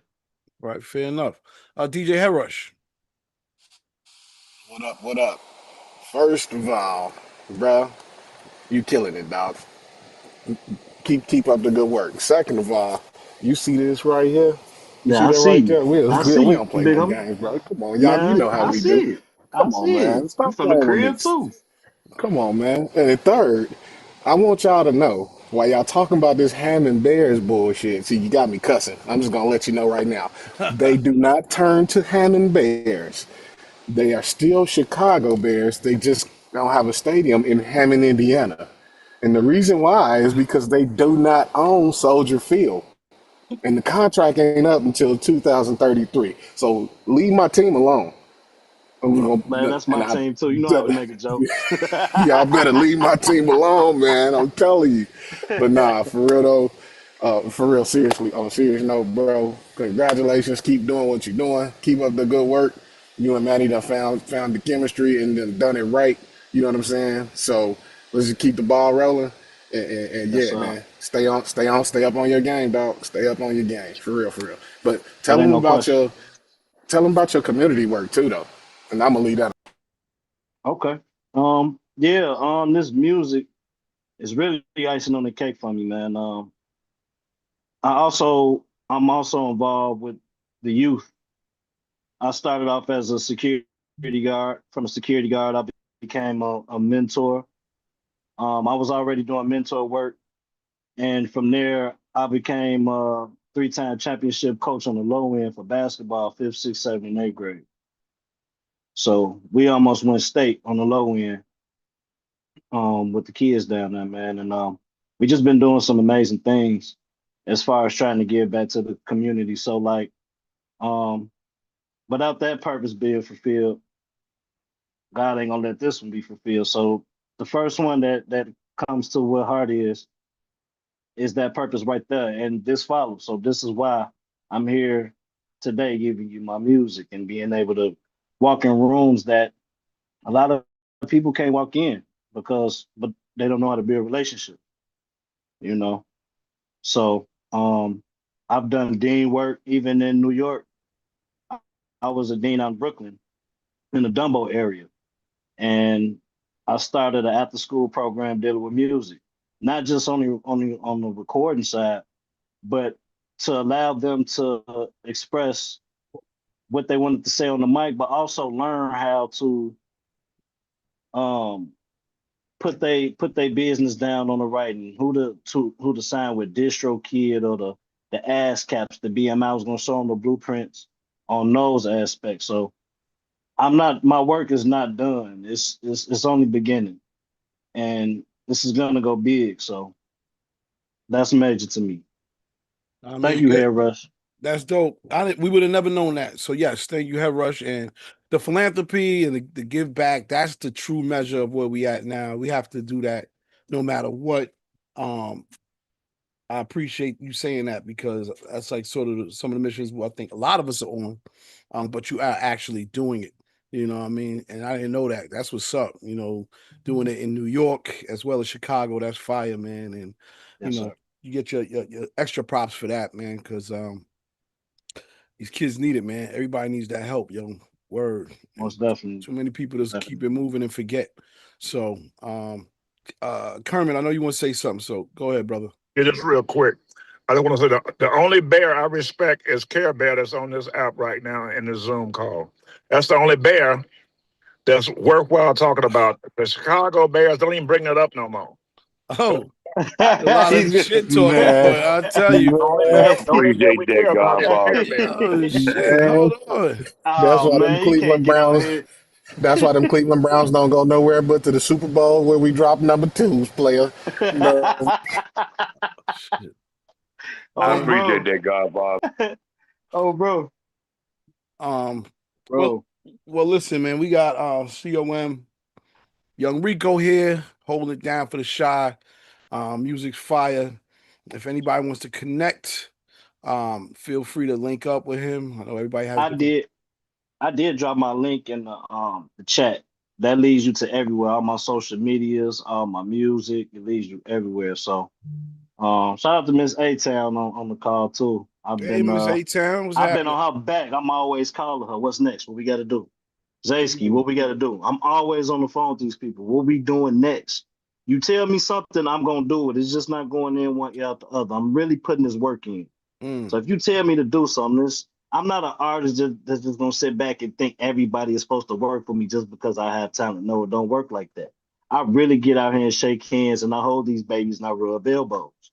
And I forever build relationships. I don't burn them. Real talk. Real talk. Mike, you want to say something else? Oh yeah, what's good? Yeah, bro.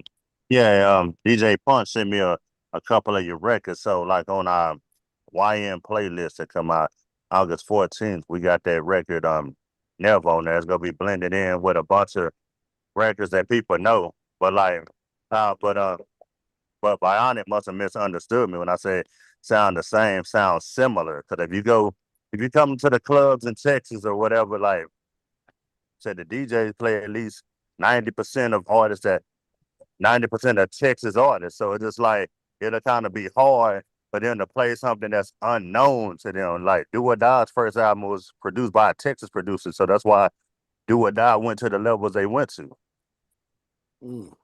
But at the same time, let's be real, and you've heard me say this before. It's the who, not the what. That exact same beat he rapped on. Take him off the record, put Lil Wayne on it. That shit'll be played. Won't nobody make everybody will make an excuse to play it because it's the new Lil Wayne. Nah, fuck that. Give him the same respect. Hell yeah. I appreciate that. No doubt. I don't know if we have the packs yet, but I'm sure. Well, actually, I do got the packs because what's the name just sent me both of them. We need to get these up on Digiwaxx, and if there's anything else, we'll put it up as well. And yeah, man, that's just what it is, man. Anything else you want to say before you do your thing? Hey, CL, I'm sorry, but Do or Die, no first album came from Traxtor. He's from Chicago. He's the producer. He's from Chicago. That's their first Traxtor. That's a known producer. And then what they did is got to deal with rap a lot when they started working with Mike Dean. Cause I was down there and I'm on Scarface's album with Do or Die on Me and My Homies. So, but the first producer that produced on Do or Die was Traxtor. That's from Seawall. He was with Lucky and them from Chicago. Okay. That's actually fact correct. That's fact correct right there, y'all. All right. And my last Chicago question, I gotta ask. We got a lot of Chicago people on here, but Uncle Remus or Harold's? Harold's. Okay, that's a hands down right there. Shit. Okay. You ready to fight? My bad. Harold. You see the look on his. You see his eyebrows went down. Harold, what kind of mess is that? How does he messing around? I gotta ask questions, man. You know? Never said if he couldn't get on the call. He said he's sorry he couldn't get on the call. I know he had some business to take care of, so he was looking forward to getting on this call with you all. So I just represented it with DJ Manny Faces. We went on, you know, and took it upon ourselves to go ahead and represent. So, bro did want to say shout out and he thanks everybody that's on the call as well for supporting the track. No doubt. And that's not just a one-time feature. Like, I've built a heavy relationship with him. So, like, we got some work to do. We on the same team now. Word. Well, tell him we said what's up as well. He's welcome to come back at any time. And nah, man, appreciate you coming and pulling up and just you know, playing your music, sharing your story and everything. And I'm sure you got a lot of friends and support just from today. So just keep it going and hit every DJ call. I know Manny Faces and Head Rush, they can walk you through that as well. And just keep on grinding. That's what it is, man. You got, you know, you're doing the right thing. Yes, sir. I appreciate that, man. Appreciate that. No doubt. All right, we're gonna play another record here. Get into some joints. We got our next artist coming up as well, Last Emperor, and yeah, check this out. I will stop putting in a hater. Holy Alice, bitch.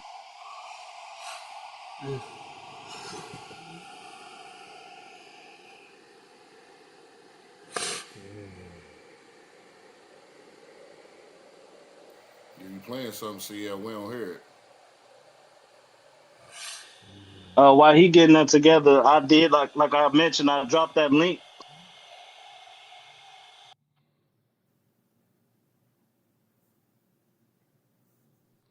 Follow me on my social medias, and you can follow me on everywhere. I can get your emails, and I can get those packs sent out to you.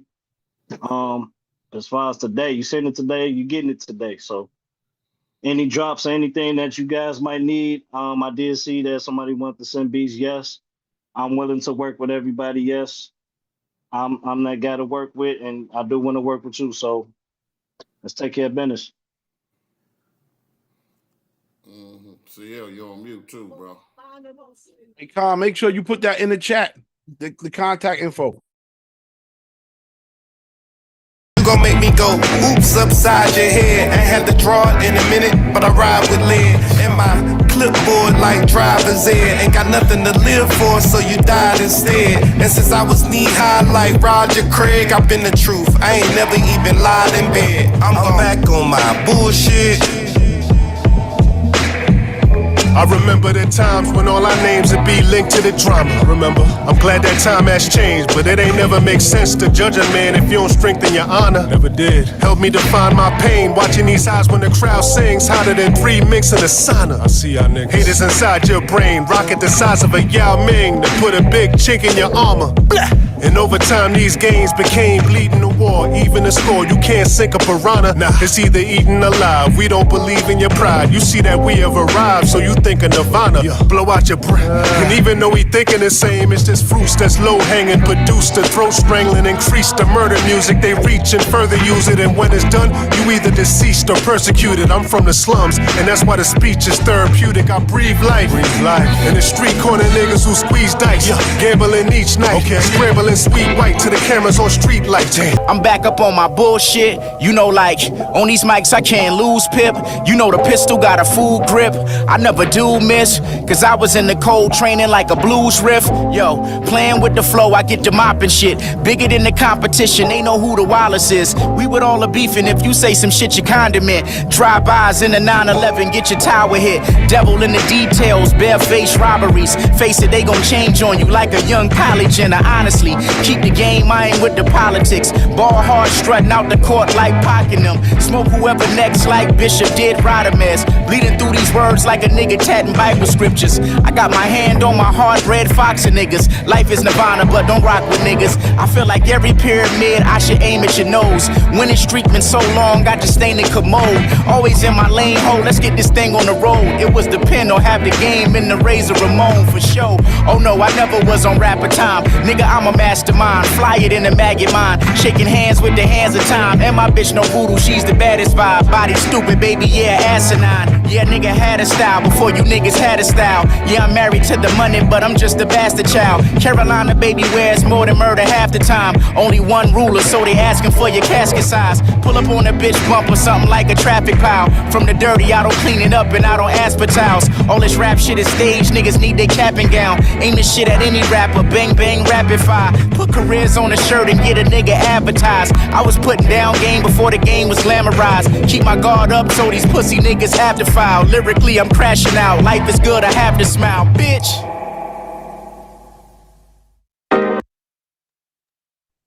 All right, we back.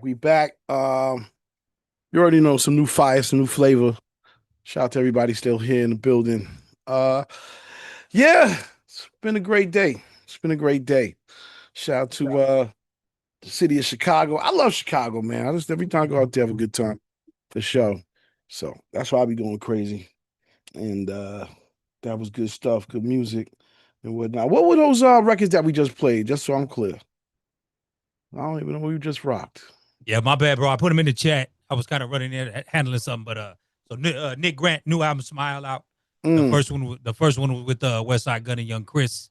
That last one right there was Razor Ramon with Ransom and Sahi. I think we might have played that Razor Ramon before, but like I said, the new album just dropped. So okay. So you want to know something? What? Ray, that first one with West Side, that was 2019. Now that was even before New Music Wednesdays, but he put it on that album, and I respect it. I'm glad that he did. Okay. But yeah, I was running that shit back in 2019. That's why when I came in here, I'm like, oh, y'all playing the old stuff, but yeah. That Smile album is dope, by the way, the Nick Grant. Yeah, album. no, real dope. Again, I'll go it's new to people who ain't heard it. You know what I'm saying? Nick Grant, underrated, man. Totally underrated. Definitely a fire album. Shout out to Nick Grant. Met him some years ago in Atlanta. So is what it is. All right, got our next guest. I believe I see him riding in the big Benz truck, moving and grooving. And hey, I guess Quantum, you're gonna take the helm on this one, but Madsol, are you there? Last Emperor, are you there?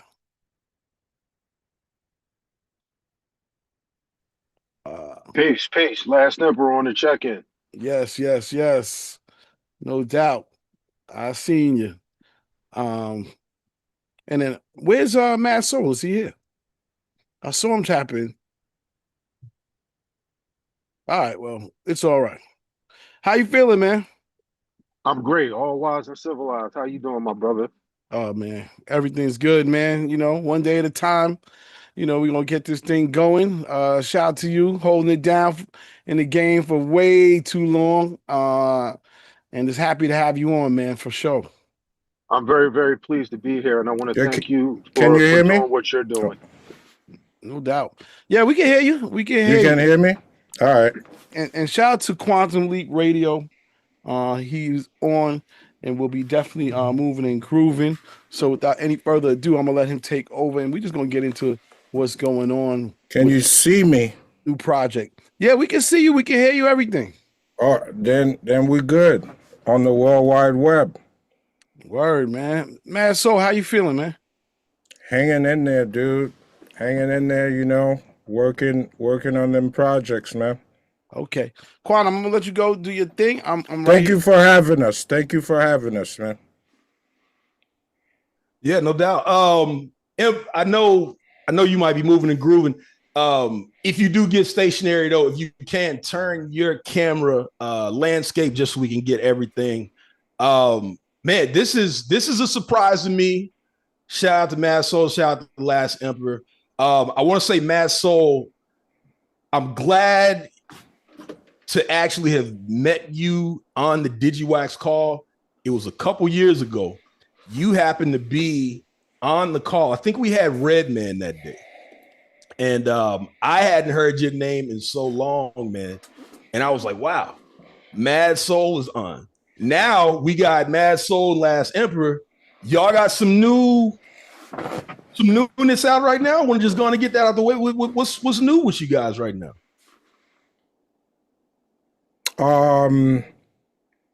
Last Emperor, you want to take that? Well, we definitely have a project on the horizon. Okay. Entitled Mainline. You know, Madsol and I have been working for a number of years, and we finally locked in and did an entire project together, and we're very proud of how that came out. So yeah, man, Mainline. You know, and the theme of the album is travel. You know, we both had to travel, and our meeting place was always Brooklyn. To me coming from Philly and him coming from Boston. And you know, Mainline is the end result of that. He always say Boston, Brooklyn. Yeah. Nah, that's what's up, man. Now, because I'm gonna get into the main thing that I know both of you two from, because there's a whole conversation behind that. And that's why I told C. I was like, man, I didn't know that they were supposed to be on. I definitely got some questions. We're gonna get to that later on. But this new joint, well, even before we go there, Madsol, let the people know who you are and where you're from, for those that don't know, and especially what you do.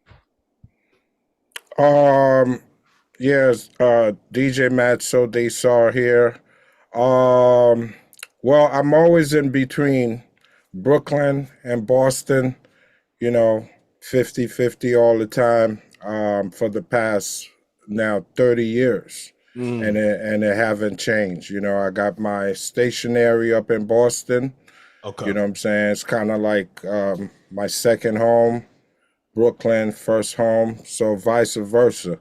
And also, as far as my background, you know, everybody know I'm Haitian and, you know, citizen, American, whatever.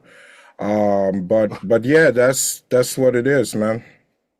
And I mean, how did you, because again, for me, just with you personally, I remember first kind of hearing your name, kind of what I call the independent records days, working with people like Mr. Liff, and Laster was actually one of the first people that I heard you, the Off Balance joint. I used to love that. Right. It's on the DJ Premier 101. Hayes Present. Yeah. The Hayes Present compilation. That was my first actually. I started the label High Rise Records in Boston.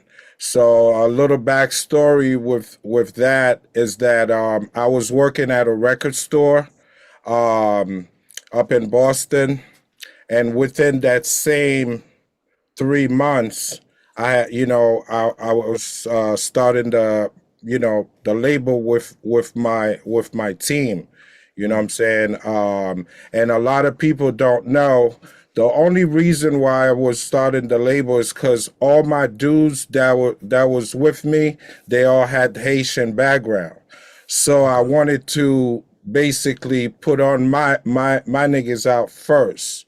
So and since we all was like a Haitian collective doing the music thing, I was like, okay, I'm gonna put out Laster first, August, and then rest in peace to Dialect. Dialect ended up finding this dude, Paul Dukes, and then we brought Paul Dukes onto the clique. But you know, a lot of us was like, you know, running around on the street doing what we do, and so I saw that going on, and then I was like, you know what, I'm gonna move to New York and brought up all my guys with me. So that's how the whole label came about. And then when I got while I was in the process of moving, you know, I pressed up Off Balance for Laster, right? I went to Fat Beats for a quick meeting. Went to Fat Beast for a quick meeting while I'm still living in Boston. And then, they pretty much didn't want the record. So I went back to Boston that following week. I pressed up 500 records. So a month later, I went back to New York at Wetlands. I just gave the record to all the DJs that, I used to hear about. And since I was at the record store, I had relationship at Fat Beats with Eclipse. And, I just drop off records over there. I didn't even care. Right. And then one person I happened to hand the record to was DJ Premier. Yeah. And then while I'm on my way back to Boston, my beeper beeps. You know what I'm saying? The bus usually make a stop. So once the bus made that stop, I called that number. And for some reason, it was like, and then I heard, it's Payday Records. DJ Premier wants to license your record off balance. So that's how it became on the Hayes Present compilation. So I did the licensing thing was with them in March 97. And so that's how, ended up on that comp. Just a little story about it. No. Because here's the thing. I was going to ask you, how does Premier get that record and puts it on it? Because I remember getting that mixtape at the time. It was, if you knew, you knew. Right. But over the years, it's kind of grown like moss. Right. I was actually on Instagram maybe a couple of days ago, and someone had posted a song off of that album. Right. And people were like, oh yeah, New York Reality Check. And in my mind, I'm just like, man, I can't even imagine back then, like the number of people that kind of knew about that versus now, like those things have grown, man. So, but no, it's good. I wanted you, because I was going to ask you about how that all worked out. I do want to kind of jump up a little bit. You mentioned that you're Haitian. What is kind of your thoughts on what's happening currently politically with the Haitian population? Well, what's happening is that, just my view of how I look at it. Now, let's take when I was in Haiti, right? I came out here in 85. So the Haiti you're seeing now and the Haiti, I should say, after 85, right? Before, yeah. So that Haiti is totally different, right? I hear you. Yeah. We talking about, green, like, what I'm saying? Everything is pretty much like, damn, I don't even really know how to say it. All I can say is that it's a totally different Haiti that I left. You know what I'm saying? I've heard that. I've heard it's a totally different Haiti when I was out there. It's not what you're seeing right now. And then it's just because of the regime, from before. France. You know what I'm saying? Not even France. It's just like the government, the Tonton Marcouds that Duvalier built. You know what I'm saying? That was like his chief. You get what I'm saying? That was like kind of like his black sheeps. So whatever he says goes. And then, so that's what ended up happening, that, the people got tired of that regime and they just wanted it out. So now we ended up with the Haiti that we have now. But how do you feel currently about the U.S. and their policies on Haitians right now? The U.S. was always involved with Haiti, man. The U.S. was always involved. Always some way, somehow, the U.S. always have, wanna have their hands in Haiti because of the sugar, the coffee, rice. You get what I'm saying? And then, Well, I was gonna say, more importantly, how you think about the immigrant situation, how they're looking at immigrants. Just recently, the administration had stopped current citizen status for like 65,000 Haitians. And I didn't know if you had any, thoughts on that. Yeah, you know, with that whole thing, you also got to look at it. A lot of the Haitian immigrants that was coming here, a lot of them wasn't coming from Haiti itself. They were coming from all over the world. Okay. You get what I'm saying? A lot of the Haitians was in the Dominican Republic and Brazil and Chile, places like that. So is the people just want to basically just want to find, what I'm saying, some kind of life, man, because it's pretty hard out there, like I say, with the Haiti that's going on right now, because if it was back then, what I'm saying, like we're talking in the from 80s, 81, 82, what I'm saying, 84, a lot of these people don't even want to come to America, what I'm saying, because of what they already have in Haiti, the education, what I'm saying, and how we living. You get what I'm saying? No doubt. No doubt. Yeah, if the next door neighbor cook, and you can't eat that day, what I'm saying, the next door neighbor will drop off the food. I'm talking about that type of Haiti, and that, and that's all I know. You get what I'm saying? Everyone was kind of like helping each other, No doubt. Yeah. doubt. But we can definitely jump about the record, because Yeah. And I want to just kind of get your quick questions, your quick thoughts on that. Last Emperor, man. Yes, sir. Brother, you don't know this, and I don't want to jump the gun on this conversation, so I'm gonna leave it.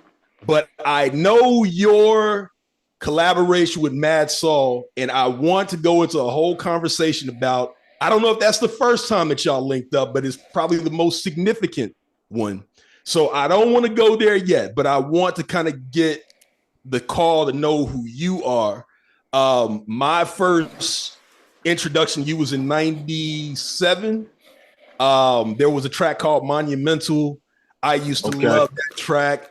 You turn around in 1998, you're on a track with KRS-One and Zach De La Roca, CIA. We're sitting here talking about politics and history, and your verse on CIA made me. I was already a fan because of what we got to talk about later on, but that CIA verse let me know there was an education level to this MC that was very, very important. Kind of run down to the people who you are, how you got started in this as well. Yes, sir. I want to salute you for those accolades. First off, I appreciate you for supporting what I have had going on for the past 30 years. And Last Emperor, MC from West Philly. I'm from the Cobbs Creek section of West Philly, but I went to high school at a high school called Overbrook High School, the same high school as like Will Smith, Will Chamberlain, Steady B, the youngsters. The list goes on. So that's the short on my environment. So I grew up in a very rich neighborhood in terms of the hip hop that came out of Philly that got exposed to the rest of the world early on. Much of it was coming from out of my immediate surroundings, whether we talk about Schoolie D, Steady B, Fresh Prince, Jazzy Jeff. Like I said, even to take it a little further, the youngsters, we're basically all from the same community, give or take 15, 20 minutes. So, growing up, obviously, in the 70s and 80s, seeing hip hop be ushered in, it was one of those things that were just like a part of growing up, like a rite of passage. All of my friends, either you rhyme, you DJ, you a graffiti artist, a b-boy, and so I went through all the different incantations of what it meant to be a hip hopper, and MCing was the thing that stuck with me the most. So I carried that tradition on through middle school, high school, and on to college. When I got to college, I started doing a lot of talent shows and things of that nature. a good friend of mine in the political. I studied political science and international affairs. That's what I got my degree in '95. And Okay. my one of my brothers in the political science department at the time, by the name of Q, he had aspirations of being in the music industry at some capacity. So he was like, "Yo, when we graduate, you know, let's just try to make a go with this. You know what I mean? Like, let's really try to get ourselves in the music industry and get a deal." So I moved to Brooklyn with him and his family, the Turner family, Brownsville, Brooklyn, and you know, I just started doing every open mic talent show that presented itself. One of which being the world famous Lyricist Lounge. So I Yeah. started doing the Lyricist Lounge. I think my first appearance was like the winter of '96. Okay. And simultaneously, I started putting together a demo tape with a brother out of South Jersey, Willingboro, New Jersey, by the name of Big Type. So at the same time, I'm doing the Lyricist Lounge like every month. I'm getting a good reception from that. Gaining some notoriety, just making my bones in the underground circuit.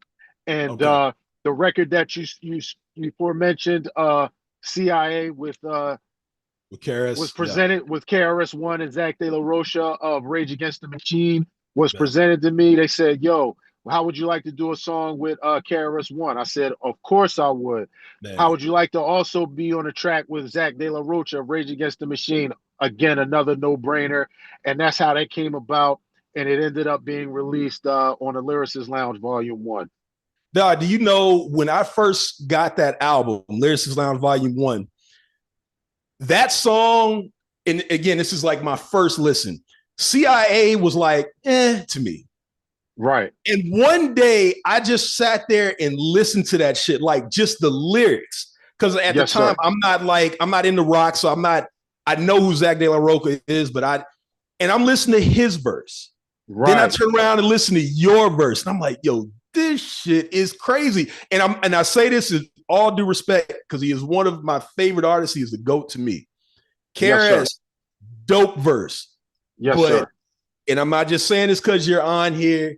I thought you had the best verse on there. And Zach, it's like something that it's like it marinated. Like the song just started to marinate. And it was so hard, man. It made so much sense. So I'm just glad I'm getting the chance to say that to you. Of course, like I said, I got some other things to talk about. I'm glad you didn't jump into something else because I got two things that the call needs to know about you. But let's talk about this new song between you and Madsol.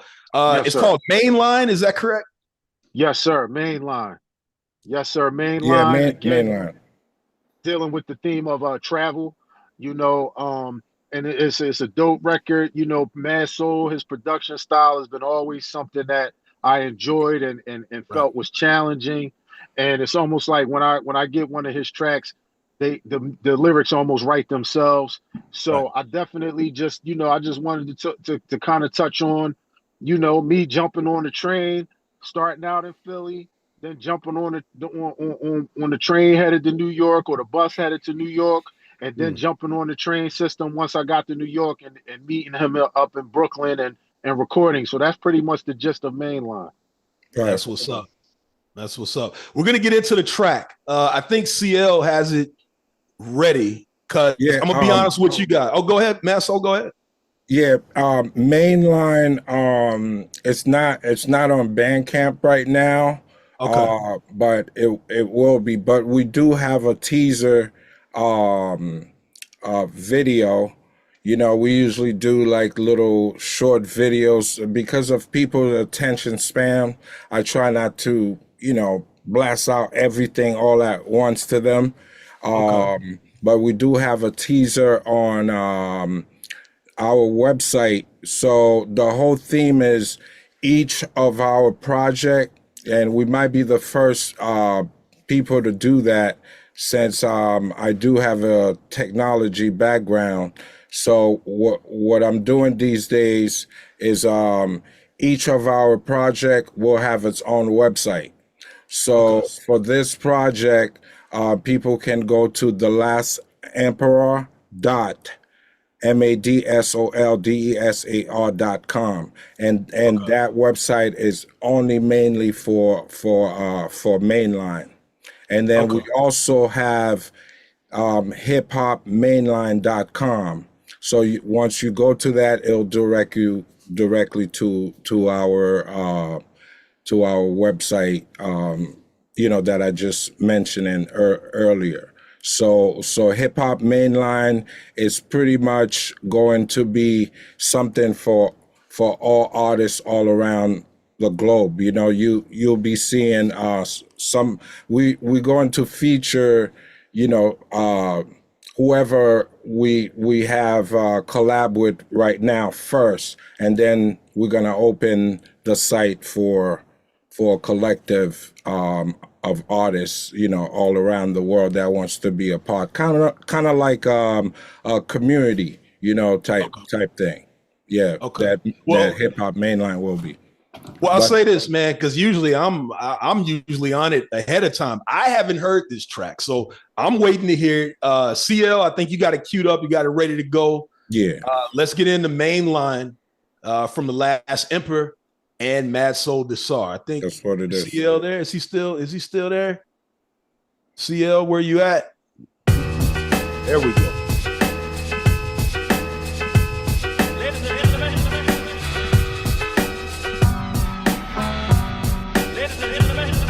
Constant rotation. We got the locomotion on your radio station.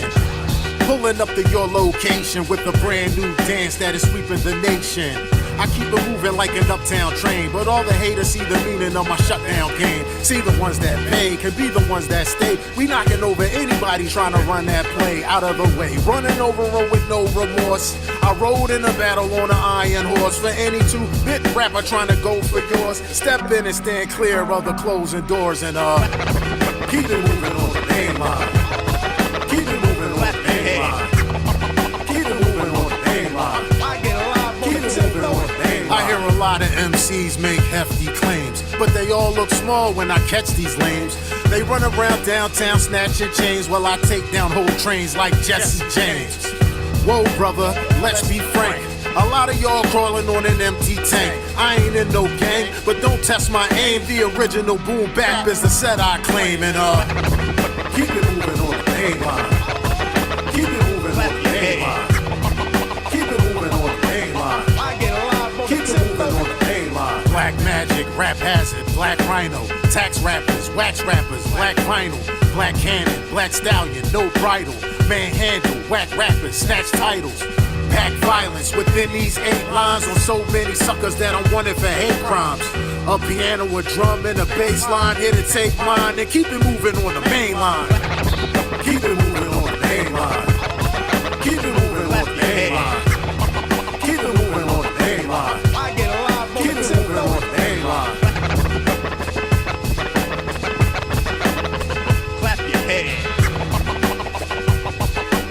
I get alive on the tempo.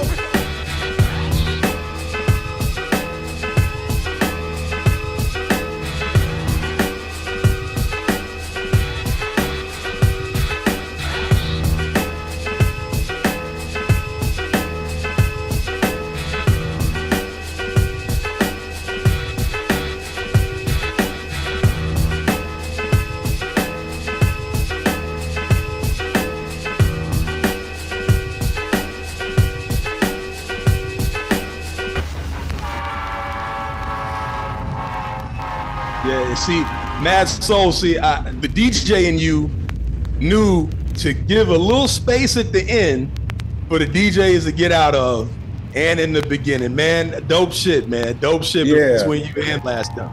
Yeah, because I was on the radio as a radio personality, so usually like the first 2 bars is for us DJs to do our drops, and then at the end, I give a little 8 bars, maybe some cuts, and then leave the instrumental open if the DJs or the radio stations wants to do their drop or talk, little things like that. You know what I mean? Just to give the song a little spaced out.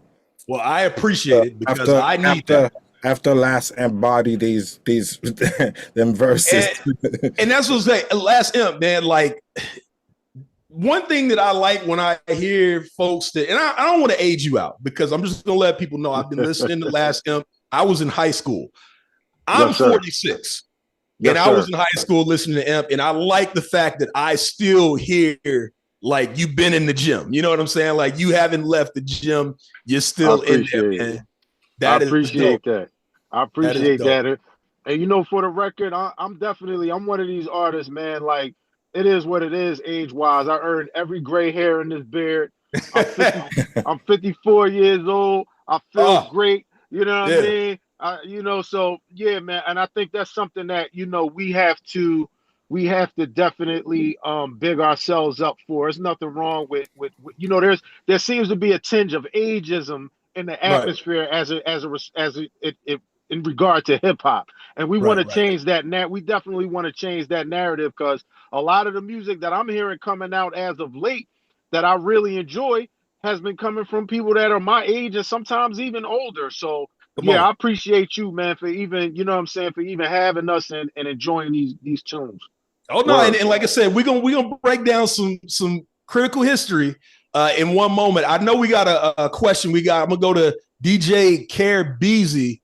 Come on the line, and you're talking to Last Emperor and Madsol Desar.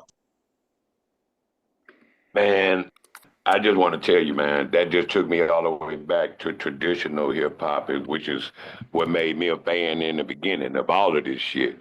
And I also wanted to add, you know, I don't think age have anything to do with it. Hip hop is the only one that's screaming age, but all the other musicians and all other genres don't have an age gap. Old means outliving dummies. So the motherfuckers who didn't make it, that's why they didn't make it. They lived through us. So I don't think we're outdated. I mean, hell, Al Green's still out here grinding. And are we calling them old? No. But back to Emperor, pure hip hop, bruh. I just put it in the chat. Please send that to me. I got to put that on the radio just for the sake of hip hop. I just had to say that. And I wanted to ask one question. But you kind of touched it a little bit, but I wanted to just break it down.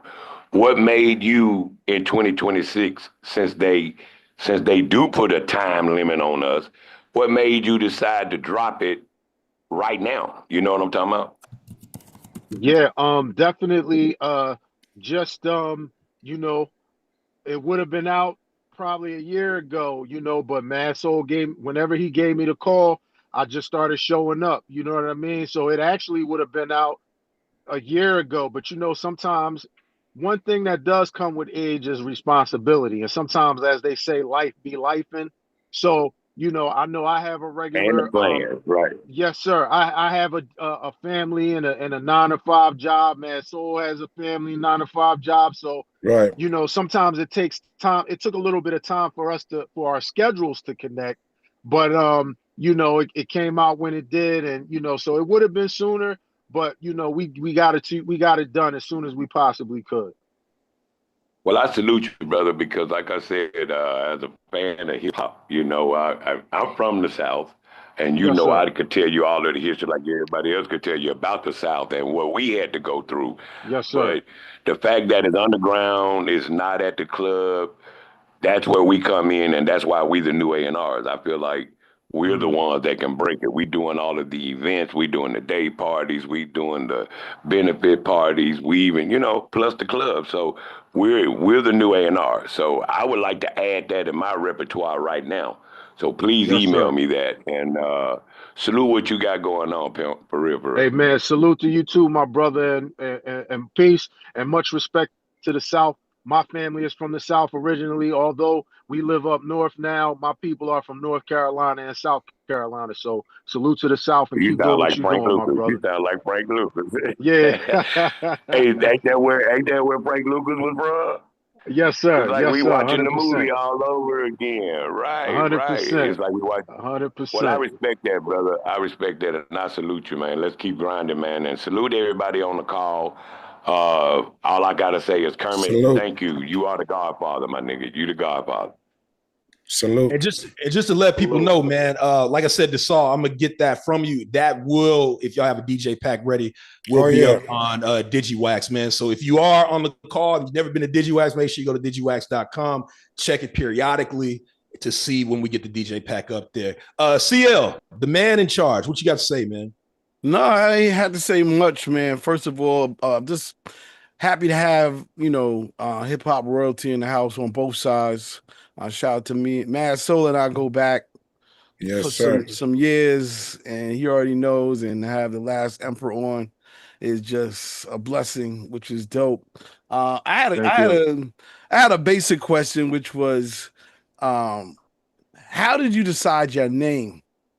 Number one. And number two, when did you know you were superior to the other MCs around you? When did you have that moment when you like, yo, I'm that self-confidence to be like, I'm no disrespect, but I'm nicer than y'all? Wow, I appreciate that. And again, thank you for having us. But I chose the name around the time that I was about to graduate from college. So we're talking like 1995. And on the surface, I just wanted to I saw the film by the same title, The Last Emperor, and that dealt with Pu Yi, who was the last emperor of imperialist China. And his task was maintaining traditional imperialist Chinese culture in the face of the onset of a changing society. So I always liken myself to like a keeper of the traditions of hip hop, but yet being swift and changeable enough to adapt to a changing society. I also wanted to have a name that evoked greatness. We have kings like Daryl McDaniels is the king of rock. We got Pharaoh Monch. We got, so many great rulers and within the realm of hip hop. I wanted to be a ruler too, and nobody at that time considered themselves an emperor, so I wanted to be an emperor. And also, over time, it's taken on a life of its own because there have been empires all over this planet, whether we're talking about, the Mayan Empire, the Aztec Empire, whether we're talking about the Nubians, whether we're talking about, Rome, ancient Rome, so every civilization on the planet has had, their high and low, their greatness of an imperial reign, and sometimes they've experienced the low. So I think that's something that all people can relate to, and it's sort of morphed into a universal theme of, empires all across the planet. And the first time I kind of realized I was nice, I strive to be humble, definitely. And I've encountered a lot of other ill MCs. I've been in the company of pretty much all the ones that, hip hop considers like the great. I've been in some of your top fives, presences and all of that. And as a child growing up in West Philly, my parents always stressed education, learning, and vocabulary. So even when I was 12, when the older hustlers around the way, or 13, when the hustlers around my neighborhood would take me to other blocks to battle people that were older than me, I was able to hang because my vocabulary was advanced.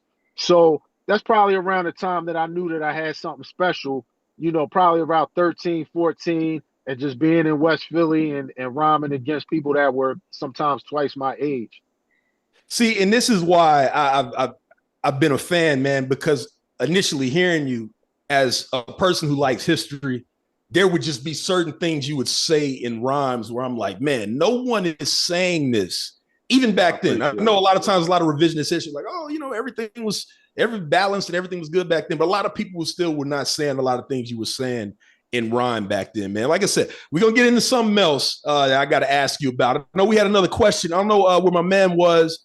DJ, maybe he went off. If he did, that's cool. We'll wait for him to raise his hand again. In terms of this new album, you guys, is it done, or are you still working on it? Like what's going on? Yeah, our project is the project is done. Okay. The project is fully done. It's kind of like what I'm doing. I'm just making the online runs, you know what I mean? rounds, I should say. Tap in with all the DJs that's pretty much active online. You know, sending out exclusives here and there, and you know, we did a couple radio shows like on last Sunday. You know, Eclipse. And those guys, you know, they played an exclusive joint. We got I think that's the one you're about to play, the one with the great X, right? Okay. Yeah. So what's the name of that? That joint is called Wild Style Flow. Okay. You know, okay. Yeah, Wild Style Flow. And yeah, so it's kind of pretty much it's kind of like I'm just waiting for August to hit, and then I'm gonna pick a date to just press the red button. You know, all the project, they're already online, ready to go. It's just you know, whenever we feel like it, we're just gonna press the red button and have it published on Bandcamp. On Bandcamp. Well, shoot. Well, let's do this then. Since, like I said, this is all new to me, and I feel bad because usually I'm up on this stuff before anyone on the call, but I haven't heard Mainline. I haven't heard this joint with C.X. So I want to hear it. CL, you got it ready to go? Is we got the name of Wild Style Flow featuring C.X. I mean, let's get into it. Let's get into it.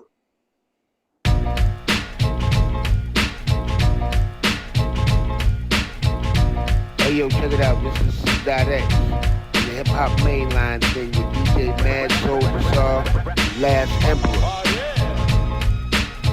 Last Emperor's back now, the main role. I spit dominant raps that make you say ho. Big screen, this ain't my big break though. You might have seen me on TV's Today Show. Doing the most on stage, I am a great host. Black Apache coming after your stagecoach. I want De Niro, La Mesa to Waco. Bandolero, hand over the pesos. I make the audience say that Mr. Gray's dope. I want all of the train smoke and chain smokes. I pay visits, the great wizard of Greystoke. Showed up in black Timbs and a gray cloak. You think my legacy rests over a slave boat? You better study your 120 and take notes. I'm on top of my game, coach, and I already eradicated any sucker rapper that came close. My flow, wild style. My flow, wild style. Yeah. Worldwide, international. My sneezes bless you. I'm more me and I'm less you. I'm not like the rest do. This ain't Jesus, this ain't a rescue. She would all day behind the desk do. Apex predators constantly lead. One thing I learned in life is nothing's guaranteed. We all take a title. I'ma lead the birds. Been real low key, but now and then I get the urge. You about to wake a sleeping giant. Always been self-reliant. I stay fucking faithless. I championship. My guy can't hate.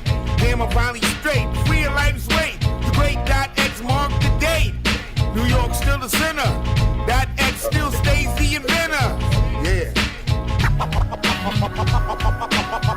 My flow, wild style. My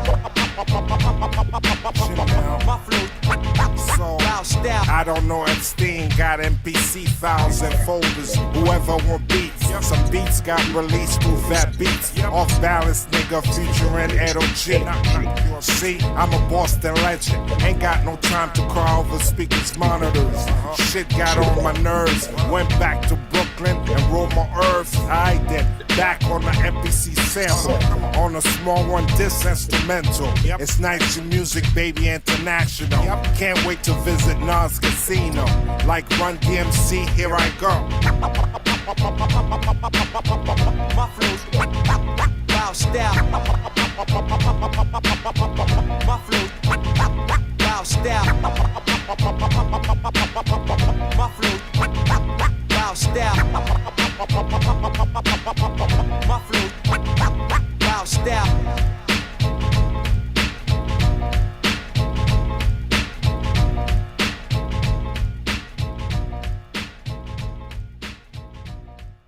Yeah, Wild Style Flow.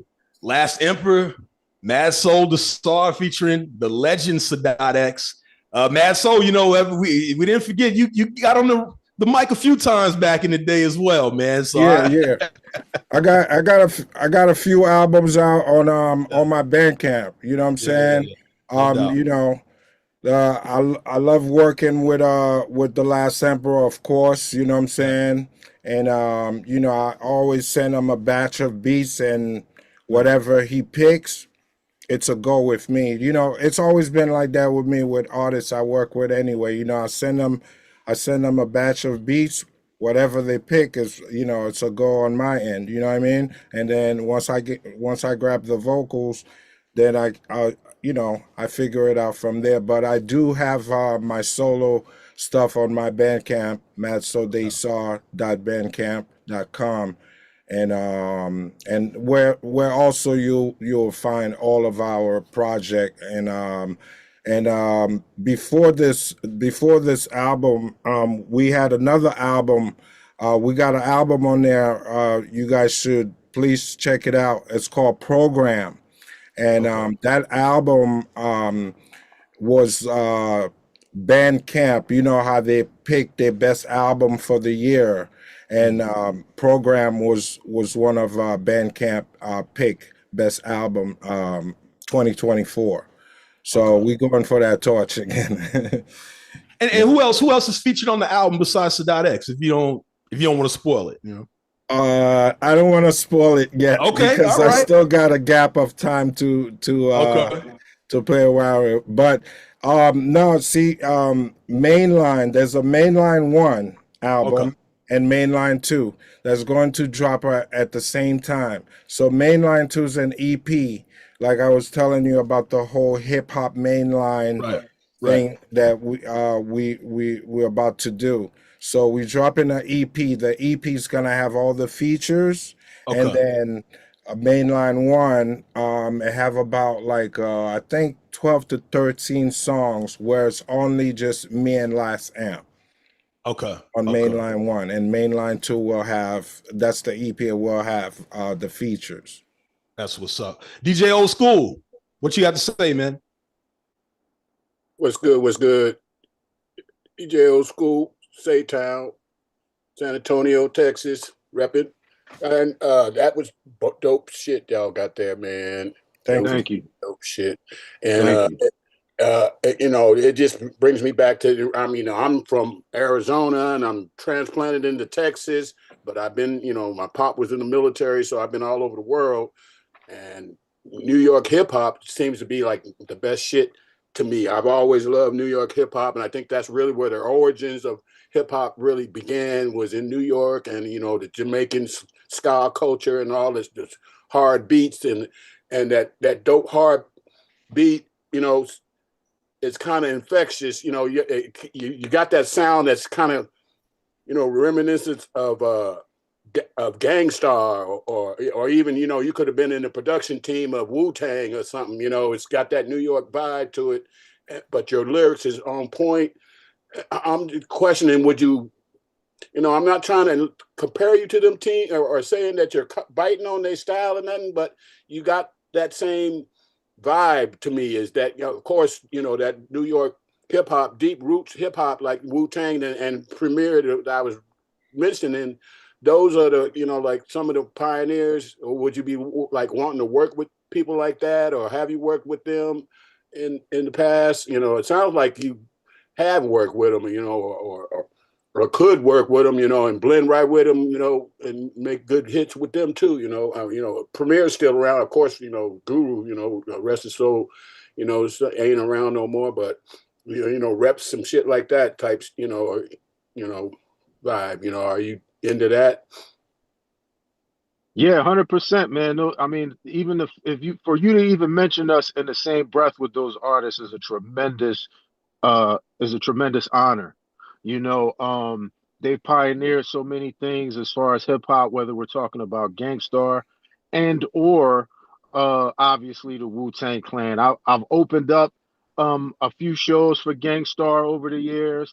Met DJ Premier on a couple of occasions when I would record at D&D Studios.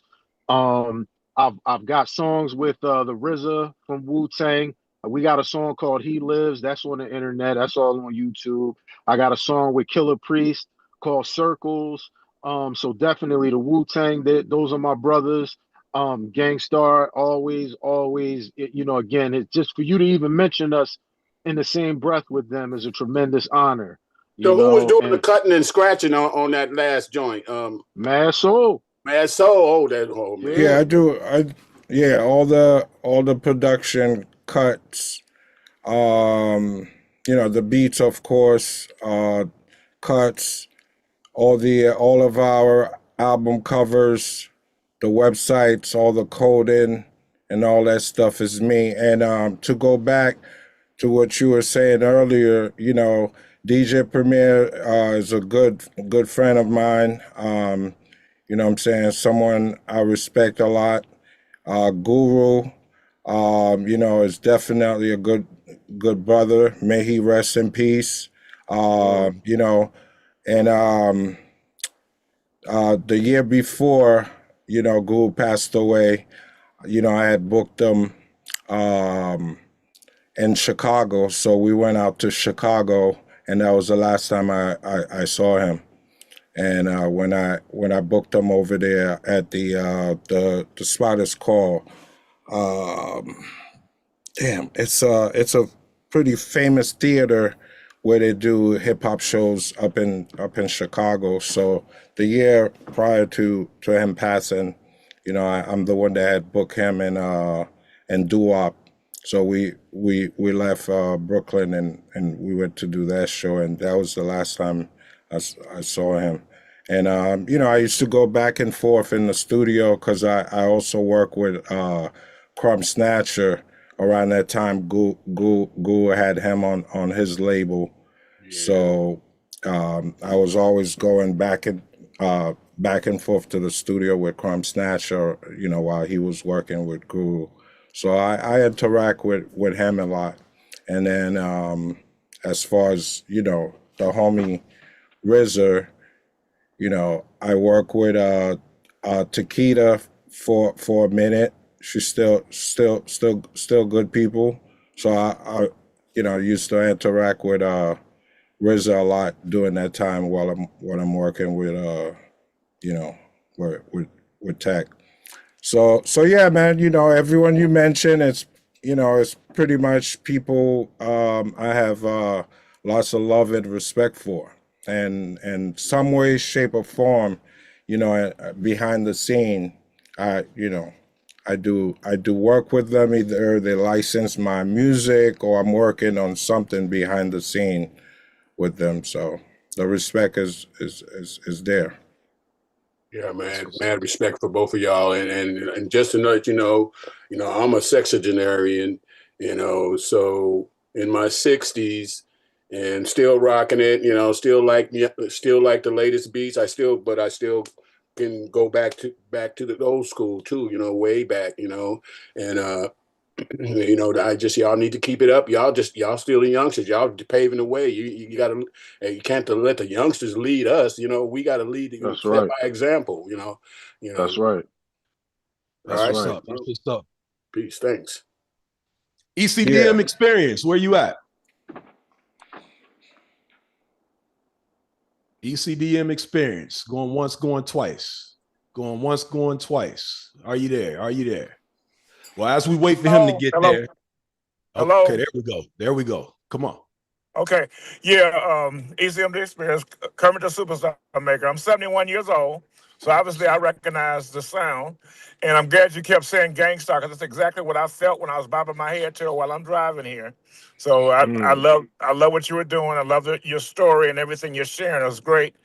And I just want to say, I can even see, I think when we do music theory or music education, that should get young people into liking music, older music, and music of that nature, because I've noticed in other cultures, when they study music, they respect it. When I was young, I was even into Beethoven and stuff, and classical music, as a youngster. So we need to get our youth more into accepting what we do. And like somebody said earlier, we're the only people that worry about age. You know, ain't nobody else worried about age. You can be 90 or you can be 19. It's the same thing in a lot of other cultures, but in hip hop, oh no, they too old. So that's all I want to say. And I'm back. Yeah, it's pretty much it's only in genre of hip hop that age That's right. matters. That's You right. know what I'm saying? That's right. So I never let that kind of stuff bothers me at all. And it's just like, when I started making beats on the computer in 1989, and this thing called Notator. People thought I was crazy. They used to come in my studio and looking around for a drum machine. And I was like, oh, I'm making beats right here on this computer right here. It's called Macintosh, That was using the Notator sequencer. So that sound was always there. You know what I'm saying? It's nothing new. That was always part of my sound, And if it comes by with everything else that's going on in hip hop, I'm all for it. But yeah, respect though. Now, Matt, so also if you can in the chat, put the link to where people can get those tracks and be a part of the community that you were talking about as well.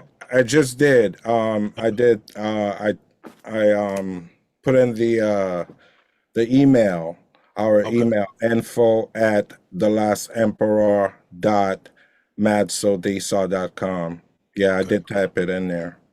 Okay. And Scott Pruitt. Please reach out. You know what I'm saying? I'll send you guys the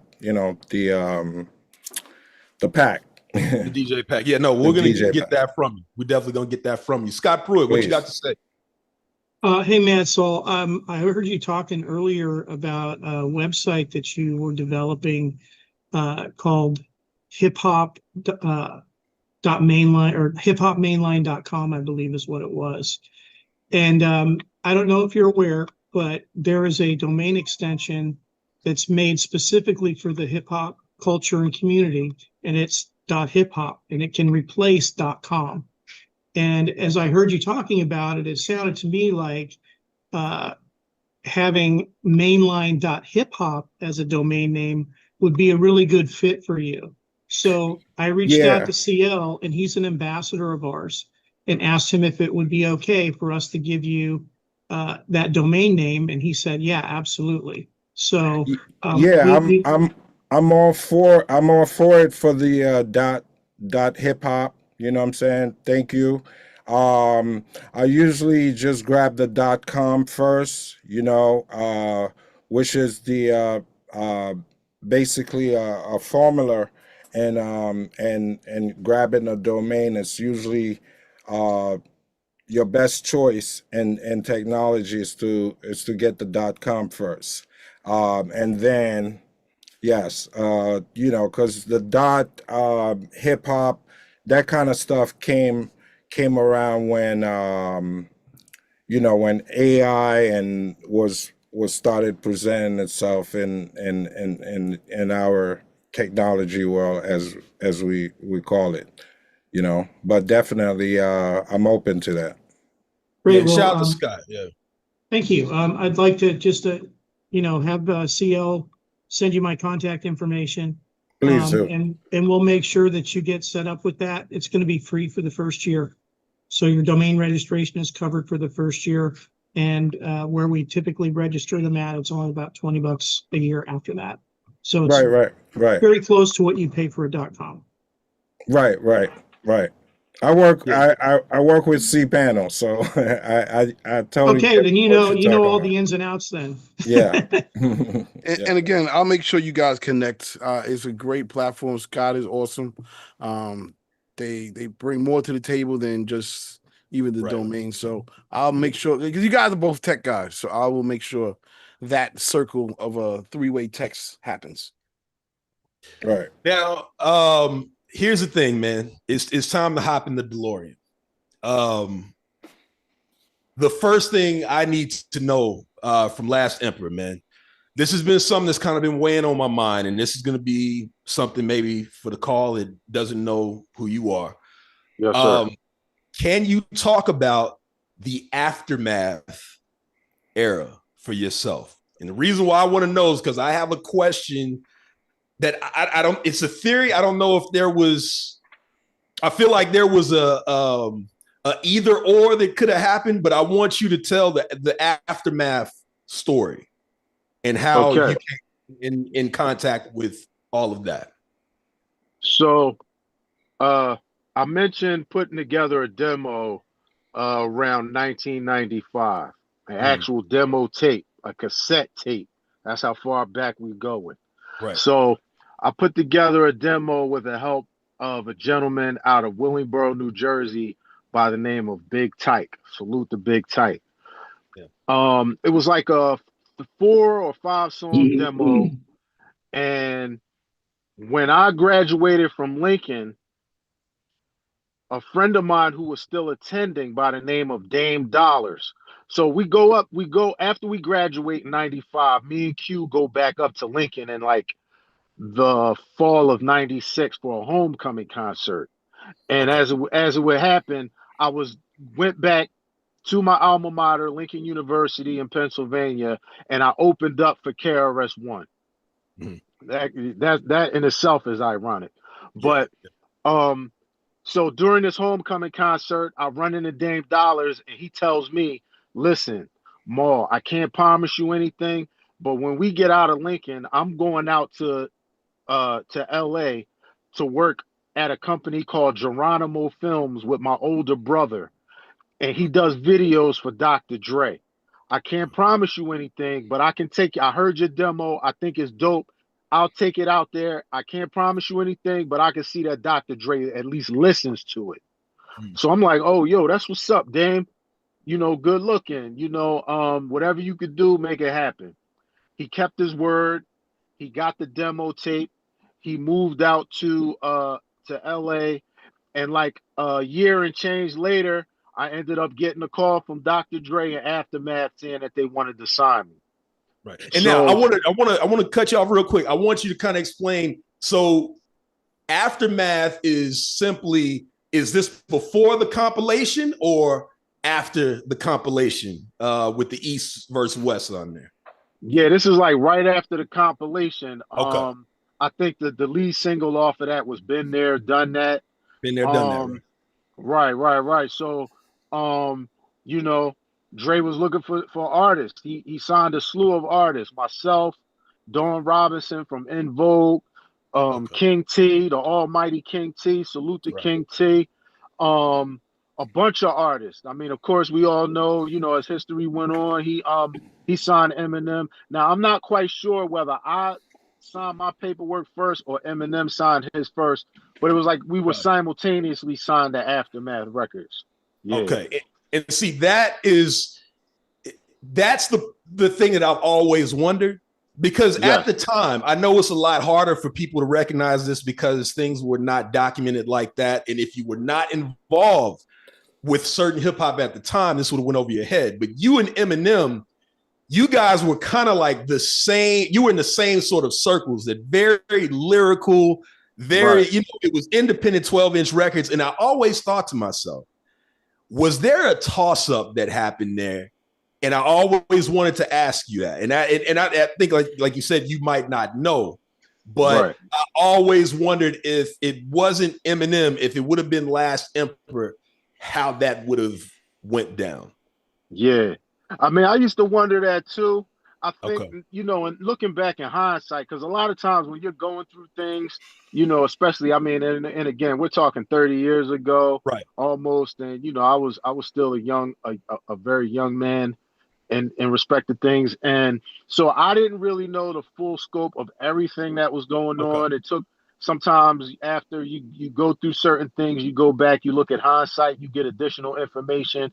And I think basically what happened was, you know, Dr. Dre was at somewhat of a crossroads in his career, because I don't think that compilation, you know, that Been There, Done That and all of that, I don't think it did as well as they had Interscope had expected for an artist the caliber of Dr. Dre.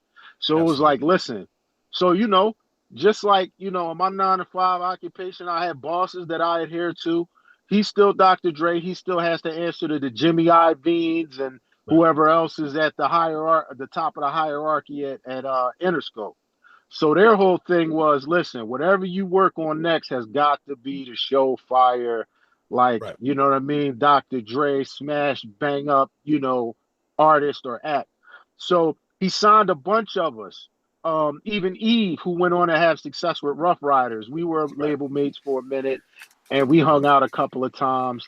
In fact, she tells the story of, or Scott Storch tells the story of being introduced to Dr. Dre with Eve present, and Eve facilitated that. But what everyone excludes is I was also in the room when he first played the piano for Dr. Dre. So, I think that it was a matter of Eminem was the bigger draw at the time. I think it was kind of like unheard of for, in some people's minds that, a rapper with the background that he had could be that nice. And he was nice from day one. He went through all the bumps and bruises. We were on tour together. We did the Lyricist Lounge, all of that. So I can vouch for his contribution to the art form and his grind. You know what I'm saying?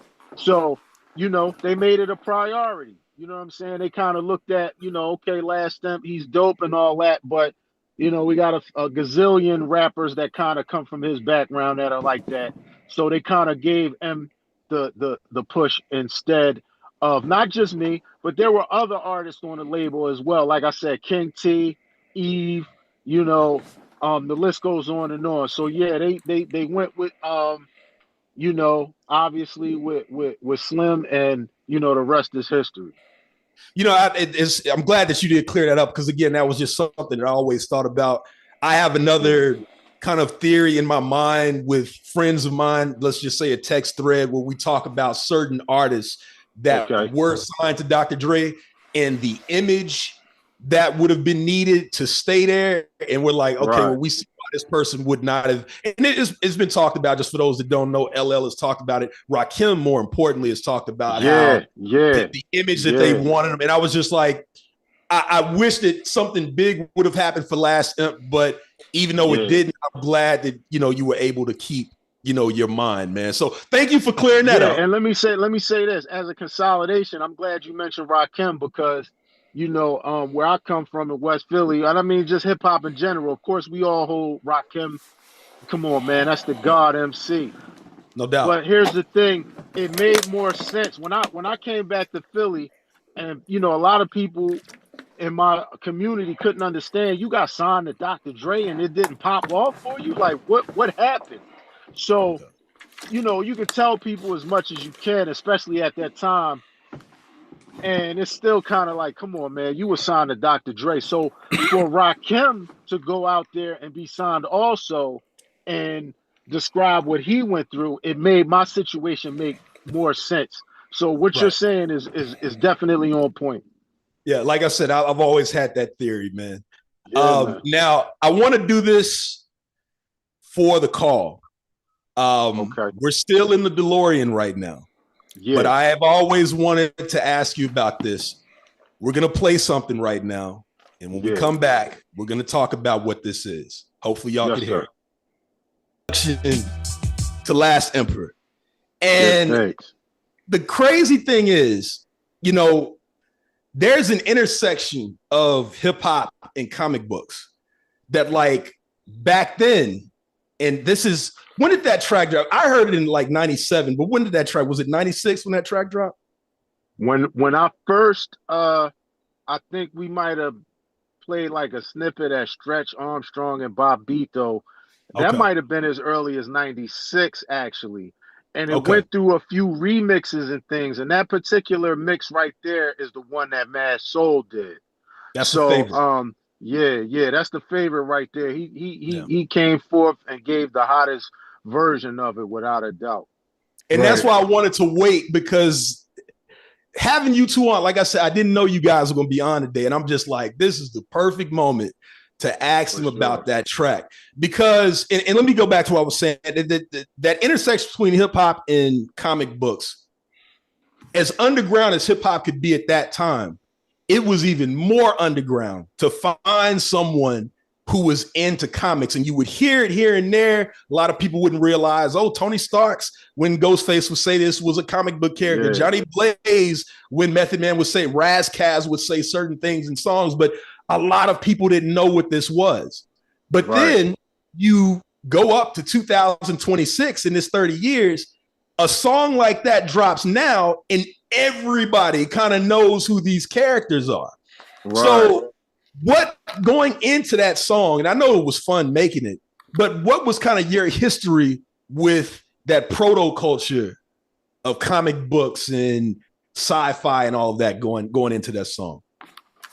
Well, again, growing up, it was just basic daily activity. I got two uncles that are like 13 and 15 years older than me. So when I was a really little kid, a lot of times I just wanted to do and see whatever they were doing and seeing. So they go all the way back to like Hot Wheels comics and all of that. So, you know, comic books have been something that have just been a part of American pop culture, counterculture, whatever you want to call it, since at least the 40s, 50s. So I just inherited, you know, my age group's version of it growing up with, you know, DC, but even more importantly and more specifically to me, Marvel. So those characters, like again, on a Saturday afternoon, I might be rhyming, I might be riding my mongoose bike, I might be playing basketball, or I might be reading comic books.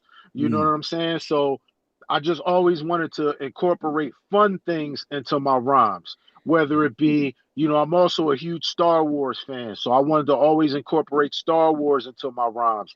And, you know, it started out, you know, I was also the kid who, I was a very good student. The only time I would get in trouble was when some of my classmates would want me to imitate the teacher. So I was always doing that. And you got to think, when you're a kid and you're playing with your toys and your action figures, you're acting out scenes, you're doing the voices, you're doing all of that.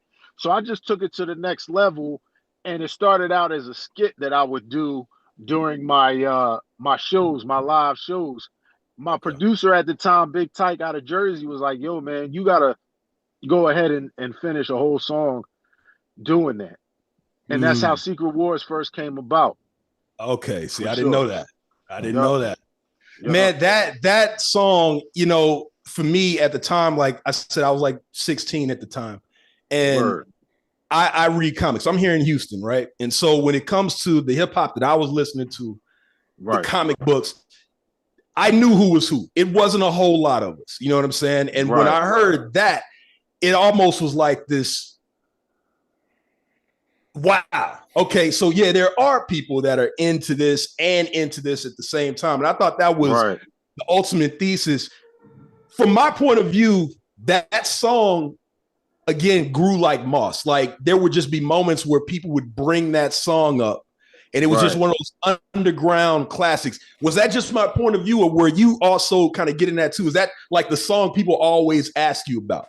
Yeah, for sure. Okay. It got to a point where I wanted to purposely hurry up and make more material, because people that kept being the go-to, and I didn't want to only be limited to mimicry. So, you know, of course, it's a fan favorite. We see what, you know, the MCU has done now, and they've made tremendous strides. I like to think, and some people around me also think, that we helped usher in that new wave around the late 90s, early 2000s of a resurgence in Marvel Comics and a resurgence in who Stan Lee was and what he did.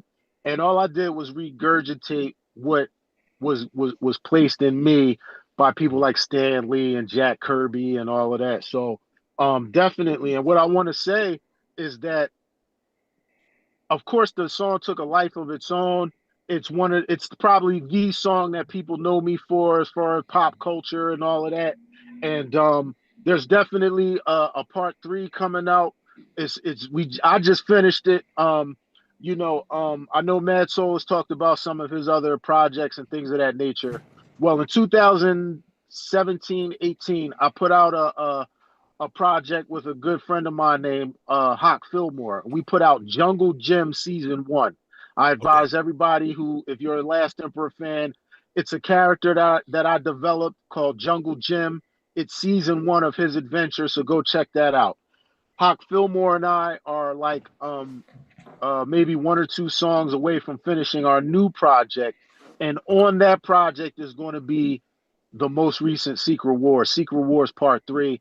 And I must say so myself, I hadn't touched the topic in a number of years. I didn't want to rush it. I wanted to, I think what resonates about Secret Wars Part 1 is that the fights make sense. I didn't just take any MC and throw them up against any Marvel character. I tried to make the skill set comparable for a good fight. And I think I've been able to recapture that again with Secret Wars Part 3. So check for that. That's coming out probably at the end of the year sometime. So, I mean, and it fits perfectly because now with the MCU, Secret Wars, I think, as far as the MCU is concerned, should be out, I think, in 2027. So it should be right around the time that Secret Wars comes out. I know Spider-Man comes out in a few days, and then they'll go to Doomsday. Yeah. Doomsday, exactly, and then Secret Wars sometime next year. So it's all coming together perfectly. And I think if people enjoyed the first one, they're definitely going to enjoy this one. And see, that was going to be my next question was and I know it's the Hail Mary, but if anybody had possibly reached out to you, because I know the Secret Wars movie is coming, a lot of people are hoping that in this Doomsday movie that they, throw something toward MF Doom, may he rest in peace, like they did with Ghostface in the first Iron Man movie. So I was just wondering, dope. One might have been like, hey, this guy Last Emperor made this Secret Wars track years ago. Y'all should maybe get with him about something. So, and if they did, I know they would have had you on lockdown. You wouldn't have been able to say nothing. But, still, man, it was just always on my mind if that would have happened, man. So that's dope. That's real dope. Yeah, that is dope. And let's hope that takes place because, Secret Wars was also the underlying theme in that is that we are all a collective, whether it's yourself, somebody like yourself who does what you do in terms of media, whether it's the artists out here, whether it's the producers. Collectively, we have a very strong unit. And I always wanted to put that out there that the central theme of Secret Wars is not just the fights and not just the comic book characters or the MCs, but that we are a culture that can go up against anything out there. So definitely, man, definitely check. Like I said, check out Jungle Jim season 1 and Secret Wars Part 3 is coming out soon. And I really, really think people are going to enjoy it. Man, that's what's up, dude. I don't want to hold you guys up. I actually, because I have, and this is just more like for me, I digitized all of my music and everything. So I'm very OCD about, my music and the files. And I have the Legend of Bigfoot from the 2000s. And there's producers on there that I don't have. So I'm gonna need to get with you to find out if I run these tracks off, who did what on these tracks, man. But I don't want to hold you guys up. Madsol, man, again, thank you as well for coming on here and connecting with Digiwaxx. Like you said, I know you. Thank you, man. But when you came on a couple of years ago, and I was just like, man, I haven't heard that name in a minute, and he was there. I was glad to hear from you. Definitely make sure that you get us those tracks. We're going to put up the DJ packs on Digiwaxx. So for all those who are on the call right now, if you did like those songs, make sure that you go to Digiwaxx. We're going to post them up there as well if you've not gotten them directly from Madsol Desar. Madsol Desar, is there anything else you want to tell the people? Just get ready for mainline, man. Again, get ready for mainline. Madsol's going to keep pumping them out. We're going to keep working. We're going to keep doing what we do. Long live boom bap hip hop. That's all I want to say. Peace. And thank you for having us. No, that's what's up, man. Madsol. Yeah, definitely, man. Thank you for having us. You know what I'm saying? And we'll definitely be in touch. I drop you guys my email, please. Stay tapped in. That's what's up, man. I just want to say for myself, I know because a lot of people, like I said, they might be new to you guys, and I've kind of known you. I appreciate, if no one has said it to you before, I appreciate the fact that you're still making music. Yeah, thank you. I hear the ageism thing, and it doesn't really mean nothing to me. My show, Quantum Leap Radio, I've been on coming up in September. It'll be 10 years, and so we're on FM radio. And it's Pacifica channel, so it is a smaller market. But I've never gone with the whole ageism thing. I think that the last 6 years, at least since COVID, has been some of the best years for veterans putting out music, people that I grew up with, to the point where it's almost surreal. Almost going back to the Secret Wars track. I never would have thought back in 1996 that I'd be able to go into a movie theater and see all these characters on this big screen. It's all been, you know, so I'm just glad that everyone has kept doing their thing. And again, like I said, I appreciate what y'all are doing. I want y'all to continue. You're always welcome here at Digiwaxx. With that said, I'm gonna do this. I'm gonna go out with something that hasn't been heard in a while as well. We talked about it on here. We're gonna get into CIA. We're just gonna go out with that. So y'all stay tuned. Thank you for coming on Digiwaxx with us, man.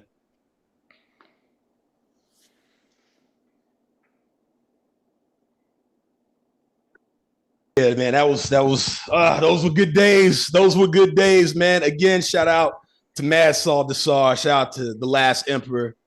Make sure that you check out their latest album. Madsol, also make sure you get with us once that album drops. Once you have a date, let us know so we can get that out there as well, man. So shoot me your email too.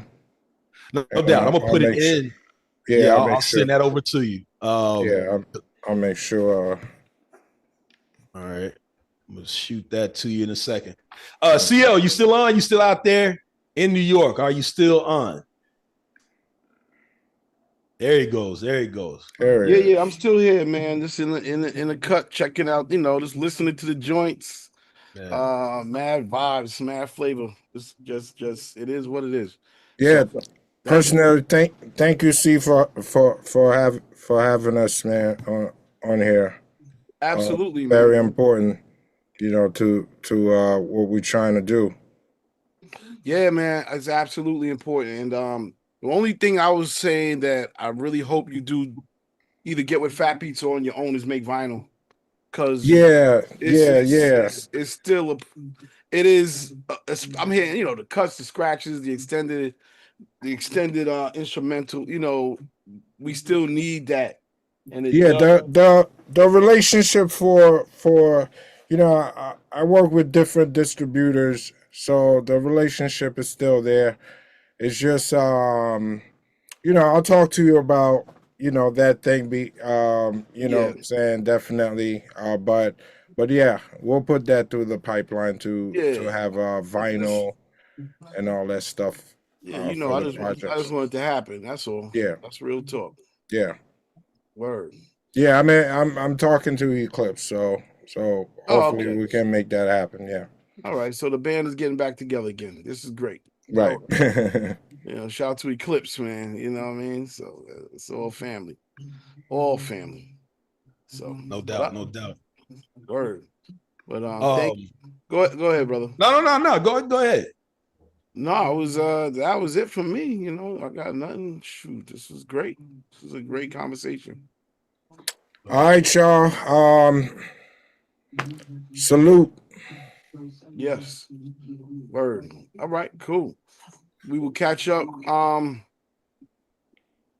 anybody needs anything, I got Madsol info. Madsol, I will connect you with Scott on all of that stuff. And as Quantum said, we will have the DJ packs on as well. Okay, let me grab his email before I log out. Yeah, grab my email and let me know, man, and just send whatever. Like I said, I'm on FM, so we definitely need the DJ pack. We need the clean versions, but we will be running it as we have, to be honest with you. All right. Okay, cool. I got it. All right, peace, y'all. Peace. All right, so I feel like, I don't know, man. We did great. I think this is the end of the call, man. Shout out to everybody who jumped on. It was really dope. C.O.M, Young Rico, holding down for the Shy. Earlier than that, we had PAT, Louisiana in the building. Shout out to Miss A-Town. She held it down as well. And of course, Madsol and the Last Emperor. Yo, that was a really dope interview also, man. I liked hearing though that joint, the comic joint is nuts. That joint is nuts. Like, yeah, no, man, that was there's certain songs that, like, you know, a lot of people probably did not hear. Right. Unless you were, but like the people that heard it, it was just kind of, I'm all the way in Houston, man. And like that shit was, for those that knew down here, like right. It would get played everywhere, man. Like it, like you said, it's one of those things where, like, when I talk about MF Doom and how I remember when no one knew who he was, and it's just surreal to see how much that's how Secret Wars was. Like, it just started gathering moss. Like, you would just get newer generations just discovering it. And then with the, you know, the blowing up of these comic book movies and all that, people would get it and it would be new to them. You know what I'm saying? But man, back then, as a comic book head and a hip hop head, that sounds like a Comic-Con run. You could do 250 copies with the crazy cover for Comic-Con and sell them at like $50 to $100 a piece. People would buy that. Oh no, and listen, on wax. On wax. He actually reissued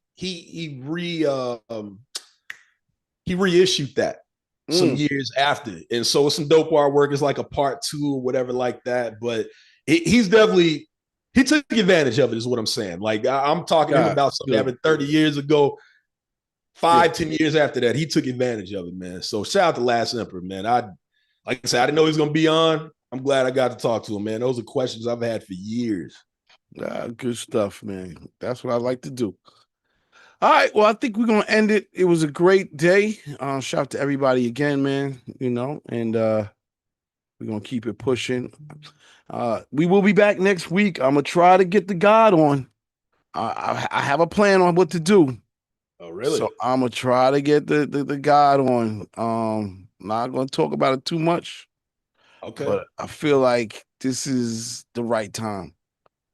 And of course, we got guests. Homeboy saying, man, Jack Splash should be on next week, man. So, you know, hopefully everybody gather up your thoughts and we'll get into it. Ask Jack Splash about these Grammy nominations and wins he's had over the years, and Homeboy about his talent. I'm ready. No doubt. All right. Well, until next week, y'all. Peace and love.